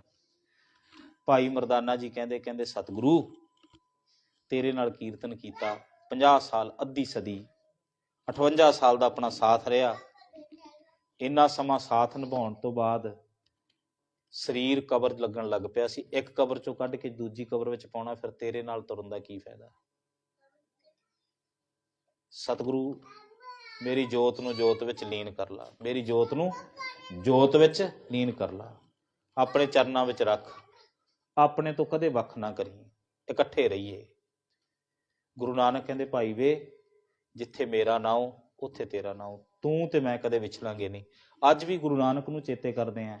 ਮੈਂ ਕੱਲ ਵੀ ਬੇਨਤੀ ਕੀਤੀ ਸੀ, ਜਦੋਂ ਕੀਰਤਨ ਹੁੰਦਾ ਹੈ, ਕੀਰਤਨ ਦੇ ਵਿੱਚ ਜਿਹੜੀ ਬਾਣੀ ਪੜ੍ਹੀ ਜਾਂਦੀ ਹੈ ਉਹ ਗੁਰੂ ਨਾਨਕ ਨੇ, ਤੇ ਜਿਹੜੀ ਸਾਜ਼ ਵੱਜਦੇ ਨੇ ਉਹ ਭਾਈ ਮਰਦਾਨਾ ਹੈ। ਇਸੇ ਕਰਕੇ ਗੁਰੂ ਘਰ ਵਿੱਚ ਸਾਜ਼ਾਂ ਦਾ ਵੀ ਅਦਬ ਬਹੁਤ ਕੀਤਾ ਜਾਂਦਾ। ਜਿਹੜੇ ਸਾਜ਼ ਨੇ ਉਹ ਭਾਈ ਮਰਦਾਨਾ ਹੈ। ਭਾਈ ਮਰਦਾਨਾ ਗੁਰੂ ਘਰ ਦੇ ਵਿੱਚੋਂ ਕਦੇ ਵੱਖ ਨਹੀਂ ਹੋਇਆ, ਗੁਰੂ ਨਾਨਕ ਨੇ ਆਪਣੇ ਨਾਲ ਰੱਖਿਆ। ਚਲੋ ਮੈਂ ਅਗਲੀ ਗੱਲ ਕਹਾਂ, ਭਾਈ ਮਰਦਾਨੇ ਦੇ ਘਰ ਜਦੋਂ ਬੱਚਿਆਂ ਨੂੰ ਗੁਰੂ ਸਾਹਿਬ ਮਿਲੇ, ਸਾਰੇ ਮਿਲਣ ਵਾਸਤੇ ਆਏ, ਤੇ ਅੱਜ ਗੁਰੂ ਨਾਨਕ ਦੇਵ ਜੀ ਇਕੱਲੇ ਮੁੜ ਕੇ ਆ ਗਏ ਨੇ, ਇਕੱਲੇ। ਭਾਈ ਮਰਦਾਨਾ ਨਹੀਂ ਹੈ, ਕਿਉਂਕਿ ਪਹਿਲਾਂ ਉਦਾਸੀਆਂ ਤੋਂ, ਦੇਖੋ ਬੜੀ ਭਾਵੁਕ ਗੱਲ ਹੈ, ਮੈਂ ਆਖਰੀ ਕਹਿ ਕੇ ਸਮਾਪਤੀ ਕਰ ਦੇਣੀ, ਟਾਈਮ ਵੀ ਬਸ ਹੋਣ ਵਾਲਾ। ਭਾਈ ਮਰਦਾਨਾ ਜਦੋਂ ਵੀ ਵਾਪਸ ਆਉਂਦੇ ਸੀ, ਭਾਈ ਮਰਦਾਨੇ ਦਾ ਪਰਿਵਾਰ ਵੀ ਤਾਂ ਉਡੀਕਦਾ ਸੀ ਨਾ ਗੁਰੂ ਨਾਨਕ ਦੇਵ ਜੀ ਨੂੰ। ਨਾਲ ਸਾਡੇ ਪਿਤਾ ਜੀ ਵੀ ਆਉਣਗੇ, ਉਹਨਾਂ ਦਾ 2 ਬੇਟੇ ਸਨ, ਮੁਰਾਦਾ ਤੇ ਸਜਾਦਾ। ਸਜਾਦਾ ਵੱਡਾ ਪੁੱਤਰ ਸੀਗਾ, ਤੇ ਜਦੋਂ ਗੁਰੂ ਨਾਨਕ ਦੇਵ ਜੀ ਵਾਪਸ ਆਏ ਨਾ, ਤੇ ਗੁਰੂ ਸਾਹਿਬ ਇਸ ਵਾਰੀ ਇਕੱਲੇ ਨੇ, ਸਾਰਾ ਨਗਰ ਮਿਲਣ ਆਇਆ। ਤੇ ਹੁਣ ਉਹਨਾਂ ਦਾ ਬਾਪੂ ਭਾਈ ਮਰਦਾਨਾ ਨਾਲ ਨਹੀਂ ਹੈ, ਭਾਈ ਸਜਾਦਾ ਵੀ ਆਏ ਕਿ ਪਿਤਾ ਜੀ ਹੋਣਗੇ, ਚਲੋ ਉਹਨਾਂ ਨਾਲ ਮਿਲਦੇ ਆ ਚੱਲ ਕੇ, ਪਰ ਗੁਰੂ ਨਾਨਕ ਇਕੱਲੇ ਬੈਠੇ ਨੇ। ਭਾਈ ਸਜਾਦੇ ਨੇ ਆ ਕੇ ਨਮਸਕਾਰ ਕੀਤੀ, ਮੱਥਾ ਟੇਕਿਆ, ਸਤਿਗੁਰਾਂ ਦੇ ਚਰਨ ਸਪਰਸ਼ ਕੀਤੇ। ਸਤਿਗੁਰਾਂ ਨੇ ਗਲਵੱਕੜੀ ਵਿੱਚ ਲੈ ਕੇ ਕਿਹਾ, ਭਾਈ ਵੇ, ਤੇਰੇ ਪਿਤਾ ਨੂੰ ਅਸਾਂ ਬਹੁਤ ਅਦਬ ਸਹਿਤ ਤੋਰਿਆ ਸੰਸਾਰ ਤੋਂ, ਉਹਨੂੰ ਬਹੁਤ ਕੁਝ ਦੇ ਕੇ ਤੋਰਿਆ। ਕਹਿਣ ਲੱਗੇ ਤੁਸੀਂ ਵੀ ਮੰਗੋ ਜੋ ਕੁਝ ਮੰਗਣਾ। ਹੁਣ ਭਾਈ ਸਜਾਦੇ ਦੀ ਗੱਲ ਸੁਣੋ, ਇਹ ਜਨਮ ਸਾਖੀ 'ਚ ਇਸ ਤਰ੍ਹਾਂ ਹੀ ਕਹਿੰਦੇ, ਬਹੁਤ ਕੁਝ ਦੇ ਕੇ ਤੋਰਿਆ, ਖਾਲੀ ਨਹੀਂ ਜਾਣ ਦਿੱਤਾ। ਬਹੁਤ ਕੁਝ ਦੇ ਕੇ ਭੇਜਿਆ, ਖਾਲੀ ਨਹੀਂ ਜਾਣ ਦਿੱਤਾ। ਭਾਈ ਸਜਾਦੇ ਨੂੰ ਕਹਿੰਦੇ ਤੁਸੀਂ ਵੀ ਕੁਝ ਮੰਗੋ, ਤੁਹਾਡੇ ਪਿਤਾ ਨੇ ਸੇਵਾ ਜੋ ਕੀਤੀ ਹੈ ਨਾ, ਸਾਡੀ ਸਾਥ ਜੋ ਨਿਭਾਇਆ ਹੈ ਨਾ ਅਸਾਂ ਦਾ, ਗੁਰੂ ਸਾਹਿਬ ਇਸ ਤਰ੍ਹਾਂ ਹੀ ਬੋਲਦੇ ਸੀ, ਸੇਵਾ ਜੋ ਕੀਤੀ ਹੈ ਨਾ ਸਾਡੀ, ਸਾਥ ਜੋ ਨਿਭਾਇਆ ਹੈ ਨਾ ਅਸਾਂ ਦਾ, ਉਹਦੇ ਬਦਲੇ 'ਚ ਉਹਨੂੰ ਅਸੀਂ ਬਹੁਤ ਕੁਝ ਦੇ ਕੇ ਤੋਰਿਆ, ਖਾਲੀ ਨਹੀਂ ਭੇਜਿਆ, ਝੋਲੀਆਂ ਭਰ ਕੇ ਭੇਜਿਆ। ਤੁਸੀਂ ਵੀ ਮੰਗੋ, ਕੀ ਮੰਗਣਾ ਹੈ। ਭਾਈ ਸਜਾਦਾ ਕਹਿੰਦੇ ਨੇ, ਕਹਿੰਦੇ ਬਾਪੂ ਪਿਤਾ ਜੀ ਬਹੁਤ ਵੱਡੇ ਸਨ। ਹੁਣ ਦੇਖੋ ਇੱਥੇ ਫਿਰ ਪਿਤਾ ਦੇ ਅਦਬ ਦੀ ਗੱਲ ਆ ਗਈ। ਇਹ ਨਹੀਂ ਗੱਲ ਕਹੀ, ਇਹ ਗੱਲ ਨਹੀਂ ਕਹੀ ਕਿ ਪਿਤਾ ਨੂੰ ਜਿਹੜਾ ਹੈਗਾ ਤੁਸੀਂ ਕੀ ਦੇ ਕੇ ਤੋਰਿਆ, ਸਾਨੂੰ ਤਾਂ ਦਿਸਦਾ ਨਹੀਂ, ਕਿਉਂਕਿ ਅਸੀਂ ਤਾਂ ਉਹ ਚੀਜ਼ਾਂ ਨੂੰ ਮੰਨਦੇ ਨਾ ਜਿਹੜੀਆਂ ਦਿਸਦੀਆਂ ਹੋਣ। ਭਾਈ ਸਜਾਦਾ ਕਹਿੰਦਾ ਪਿਤਾ ਜੀ ਬਹੁਤ ਵੱਡੇ ਸਨ ਤੇ ਤੁਸੀਂ ਵੱਡੇ ਸੀ, ਉਹ ਵੱਡੇ ਵੱਡਿਆਂ ਦੇ ਨਾਲ ਜੁੜੇ ਸੀ, ਵੱਡਿਆਂ ਨੇ ਵੱਡਿਆਂ ਤੋਂ ਕੀ ਮੰਗਿਆ ਹੋਏਗਾ ਉਹ ਤੁਸੀਂ ਵੱਡੇ ਜਾਣਦੇ, ਅਸੀਂ ਛੋਟਿਆਂ ਨੂੰ ਉਸ ਦੀ ਸਮਝ ਨਹੀਂ। ਸ਼ਬਦ ਥੋੜੇ ਜਿਹੇ ਪਕੜਨ ਵਾਲੇ, ਕਹਿੰਦੇ ਵੱਡੇ ਸੀ ਉਹ ਵੀ, ਤੁਸੀਂ ਵੀ ਵੱਡੇ ਸੀ, ਵੱਡਿਆਂ ਨੇ ਵੱਡਿਆਂ ਤੋਂ ਕੀ ਮੰਗਿਆ ਸਾਨੂੰ ਕੋਈ ਸਮਝ ਨਹੀਂ, ਪਰ ਜੋ ਕੁਝ ਵੱਡਿਆਂ ਨੇ ਵੱਡਿਆਂ ਨੂੰ ਦਿੱਤਾ ਹੋਏਗਾ ਉਹ ਭਲਾ ਹੀ ਹੋਏਗਾ। ਜੋ ਕੁਝ ਵੱਡਿਆਂ ਨੇ ਵੱਡਿਆਂ ਨੂੰ ਦਿੱਤਾ ਹੋਏਗਾ ਭਲਾ ਹੀ ਹੋਏਗਾ, ਚੰਗਾ ਹੀ ਹੋਏਗਾ। ਇਸ ਕਰਕੇ ਅਸੀਂ ਆਪਣੀ ਜ਼ੁਬਾਨ ਤੋਂ ਮੰਗਣਾ ਕੁਝ ਨਹੀਂ। ਜੋ ਕੁਝ ਪਿਤਾ ਨੂੰ ਦਿੱਤਾ ਤੁਸੀਂ ਆਪਣੀ ਇੱਛਾ ਨਾਲ ਦਿੱਤਾ, ਤੇ ਜੋ ਕੁਝ ਸਾਨੂੰ ਦੇਣਾ ਤੁਸੀਂ ਆਪਣੀ ਮਰਜ਼ੀ ਨਾਲ ਦੇਣਾ। ਸਾਡੀਆਂ ਝੋਲੀਆਂ ਛੋਟੀਆਂ ਨੇ, ਤੁਹਾਡੇ ਹੱਥ ਵੱਡੇ ਨੇ, ਤੁਸੀਂ ਵੱਡੇ ਹੱਥਾਂ ਨਾਲ ਪਤਾ ਨਹੀਂ ਸਾਡੀਆਂ ਝੋਲੀਆਂ ਵਿੱਚ ਕੀ ਪਾ ਦੇਣਾ ਹੈ। ਅਸੀਂ ਛੋਟੇ ਮੂੰਹਾਂ ਨਾਲ ਪਤਾ ਨਹੀਂ ਤੁਹਾਡੇ ਵੱਡਿਆਂ ਤੋਂ ਕੋਈ ਛੋਟੀ ਚੀਜ਼ ਹੀ ਨਾ ਮੰਗ ਬੈਠੀਏ। ਗੁਰੂ ਨਾਨਕ ਤੋਂ ਮੰਗਣ ਦੀ ਜਾਚ ਸਿਖਾ ਰਿਹਾ ਭਾਈ ਸਜਾਦਾ। ਅਸੀਂ ਨਿੱਕੇ ਆ, ਪਤਾ ਨਹੀਂ ਇਸ ਨਿੱਕੀ ਸੁਰਤ ਤੇ ਨਿੱਕੇ ਮੂੰਹ ਦੇ ਨਾਲ ਪਤਾ ਨਹੀਂ ਤੁਹਾਡੇ ਤੋਂ ਕੀ ਮੰਗ ਬੈਠੀਏ। ਹੋ ਸਕਦਾ ਜੋ ਅਸੀਂ ਮੰਗੀਏ ਉਹ ਕਿਸੇ ਕੰਮ ਦਾ ਨਾ ਹੋਵੇ, ਪਰ ਤੁਸੀਂ ਸਾਨੂੰ ਉਹ ਦੇਣਾ ਚਾਹੁੰਦੇ ਹੋ ਜਿਹੜਾ ਸਾਡੇ ਲੋਕ ਵਿੱਚ ਵੀ ਤੇ ਸਾਡੇ ਪਰਲੋਕ ਵਿੱਚ ਵੀ ਸਹਾਈ ਹੋਵੇ। ਹੋ ਸਕਦਾ ਅਸੀਂ ਜੋ ਮੰਗੀਏ ਸਾਡੇ ਕਿਸੇ ਕੰਮ ਨਾ ਹੋਵੇ। ਇਹ ਗੱਲ ਸਾਡੇ ਸਾਰਿਆਂ ਤੇ ਟੁਕਦੀ ਹੈ। ਅਸੀਂ ਜੋ ਆਪਣੀ ਅਕਲ ਨਾਲ ਮੰਗਦੇ, ਪਤਾ ਨਹੀਂ ਅਸੀਂ ਮੰਗ ਬੈਠਦੇ ਤੇ ਮੰਗਣ ਤੋਂ ਬਾਅਦ ਉਹ ਸਾਡੇ ਕੰਮ ਆਵੇ ਵੀ ਕਿ ਨਾ, ਕਿਉਂਕਿ ਅਕਲ ਤੋਂ ਬਿਨਾਂ ਮੰਗਿਆ ਵੀ ਨਹੀਂ ਨਾ ਜਾ ਸਕਦਾ। ਜਿਵੇਂ ਤੁਸੀਂ ਇੱਕ ਵਾਰਤਾ ਸੁਣੀ ਹੋਵੇ ਨਾ, ਉਹ ਕਹਿੰਦੇ ਵੀ ਇੱਕ ਬੰਦਾ, ਵੈਸੇ ਤਾਂ ਅਸੀਂ ਇਸ ਗੱਲ ਨੂੰ ਪੋਜ਼ਿਟਿਵ ਥਿੰਕਿੰਗਸ ਦੇ ਵਿੱਚ ਰੱਖਦੇ ਹੁੰਦੇ ਹਾਂ ਵੀ ਇੱਕ ਬੰਦਾ ਤਾਂ ਪੂਜਾ ਕਰਕੇ ਆਉਂਦਾ ਜੀ, ਇੱਕ ਬੰਦਾ ਜੀ ਵੱਟੇ ਮਾਰ ਕੇ ਆਉਂਦਾ। ਇਹ ਗੱਲ ਨਾ ਅਕਸਰ ਸ਼ਰਾਬੀ ਕਬਾਬੀ ਸੁਣਾਉਂਦੇ ਹੁੰਦੇ ਨੇ ਵੀ ਅਸੀਂ ਤਾਂ ਆਪਦਾ ਨਿਤਨੇਮ ਨਹੀਂ ਖੁੰਝਣ ਦਿੰਦੇ, ਉਹ ਉਸੇ ਚੀਜ਼ ਨੂੰ ਨਿਤਨੇਮ ਸਮਝੀ ਬੈਠੇ ਨੇ। ਕਹਿੰਦੇ ਦੇਖੋ ਜੀ, ਇੱਕ ਤਾਂ ਪੂਜਾ ਕਰਨ ਜਾਂਦਾ ਮੂਰਤੀ ਦੀ, ਕਿਸੇ ਤਸਵੀਰ ਦੀ ਮੰਦਿਰ ਦੇ ਵਿੱਚ, ਤੇ ਇੱਕ ਵੱਟੇ ਮਾਰ ਆਉਂਦਾ। ਕਹਿੰਦੇ ਇੱਕ ਦਿਨ ਮੀਂਹ ਹਨੇਰੀ ਆ ਗਈ, ਕਹਿੰਦੇ ਵੱਟੇ ਮਾਰਨ ਵਾਲਾ ਤਾਂ ਪਹੁੰਚ ਗਿਆ ਵੱਟੇ ਮਾਰਨ, ਪੂਜਾ ਕਰਨ ਵਾਲਾ ਨਹੀਂ ਪਹੁੰਚਿਆ। ਫਿਰ ਕਹਿੰਦੇ ਭਗਵਾਨ ਉਹਦੇ ਤੇ ਪ੍ਰਸੰਨ ਹੋ ਗਿਆ। ਤੁਹਾਨੂੰ ਠੀਕ ਲੱਗਦੀ ਵੀ ਇਹ ਗੱਲ ਵੀ ਵੱਟੇ ਮਾਰਨੇ ਠੀਕ ਨੇ? ਨਹੀਂ ਨਹੀਂ, ਇਹ ਤਾਂ ਬਹੁਤ ਚੀਜ਼ ਲੈ ਰਹੇ ਜਿੰਨੀ ਕਿ ਸਾਡੇ ਮਤਲਬ ਦੀ ਹੈ, ਅਗਲੀ ਛੱਡ ਦਿੰਦੇ ਹੁੰਦੇ ਆ। ਮੈਂ ਆਰੰਭਤਾ ਇੱਥੋਂ ਕੀਤੀ ਸੀਗੀ, ਇੱਥੋਂ ਕੀਤੀ ਸੀ ਨਾ ਆਰੰਭਤਾ, ਵੀ ਸਾਡੇ ਲੋੜ ਦੀ ਚੀਜ਼ ਨੂੰ ਅਸੀਂ ਸਾਂਭ ਲੈਂਦੇ ਹਾਂ, ਦੂਜੀ ਅਸੀਂ ਛੱਡ ਦਿੰਦੇ ਹਾਂ। ਸਾਨੂੰ ਉਹ ਚੀਜ਼ਾਂ ਚੰਗੀਆਂ ਲੱਗਦੀਆਂ ਜਿਨ੍ਹਾਂ ਦੀ ਸਾਨੂੰ ਲੋੜ ਹੈ। ਕਹਾਣੀਆਂ ਵਿੱਚੋਂ ਵੀ, ਕਿਤਾਬਾਂ ਵਿੱਚੋਂ ਵੀ, ਪਦਾਰਥਾਂ ਵਿੱਚੋਂ ਵੀ ਜਿੰਨਾ ਕੁ ਲੋੜ ਹੈ। ਹੁਣ ਦੇਖੋ ਝੋਨਾ ਵੱਢਿਆ ਹੈਗਾ, ਦਾਣੇ ਤਾਂ ਘਰੇ ਪਾ ਲੈਣਾ, ਪਰਾਲੀ ਦੀ ਸਾਨੂੰ ਲੋੜ ਨਹੀਂ, ਉਹ ਖੇਤਾਂ 'ਚ ਰੁਲਦੀ ਪਈ ਹੈ, ਸਮੱਸਿਆ ਬਣੀ ਹੋਈ ਹੈ। ਜਿਹੜੀ ਚੀਜ਼ ਅਸੀਂ ਛੱਡ ਦਿੱਤੀ ਉਹ ਸਮੱਸਿਆ ਬਣ ਜਾਂਦੀ ਹੈ। ਸਾਖੀਆਂ ਕਹਾਣੀਆਂ ਵੀ ਇਸੇ ਤਰ੍ਹਾਂ ਨੇ, ਲੋੜ ਮੁਤਾਬਕ ਅਸੀਂ ਆਪਣੇ ਮੁਤਾਬਕ ਵਰਤ ਲੈਂਦੇ। ਹੁਣ ਕਹਿੰਦੇ ਵੱਟੇ ਮਾਰਨ ਵਾਲਾ ਪਹੁੰਚ ਗਿਆ, ਪਰ ਅਗਲੀ ਕਹਾਣੀ ਤਾਂ ਨਹੀਂ ਨਾ ਸੁਣੀ। ਵੱਟੇ ਮਾਰਨ ਵਾਲਾ ਜਦੋਂ ਪਹੁੰਚਿਆ ਉਹਦੇ ਤੇ ਪ੍ਰਸੰਨ ਹੋ ਗਿਆ ਦੇਵਤਾ, ਉਹ ਕਹਿੰਦਾ ਮੰਗ ਕੁਝ ਮੰਗਦਾ। ਹੁਣ ਜਿਹਨੇ ਵੱਟੇ ਮਾਰੇ ਹੁਣ ਮੰਗੇਗਾ ਕੀ? ਜਿਹੜਾ ਵੱਟੇ ਮਾਰਨੇ ਹੀ ਜਾਣਦਾ ਹੋਵੇ ਉਹ ਕੀ ਮੰਗੇਗਾ?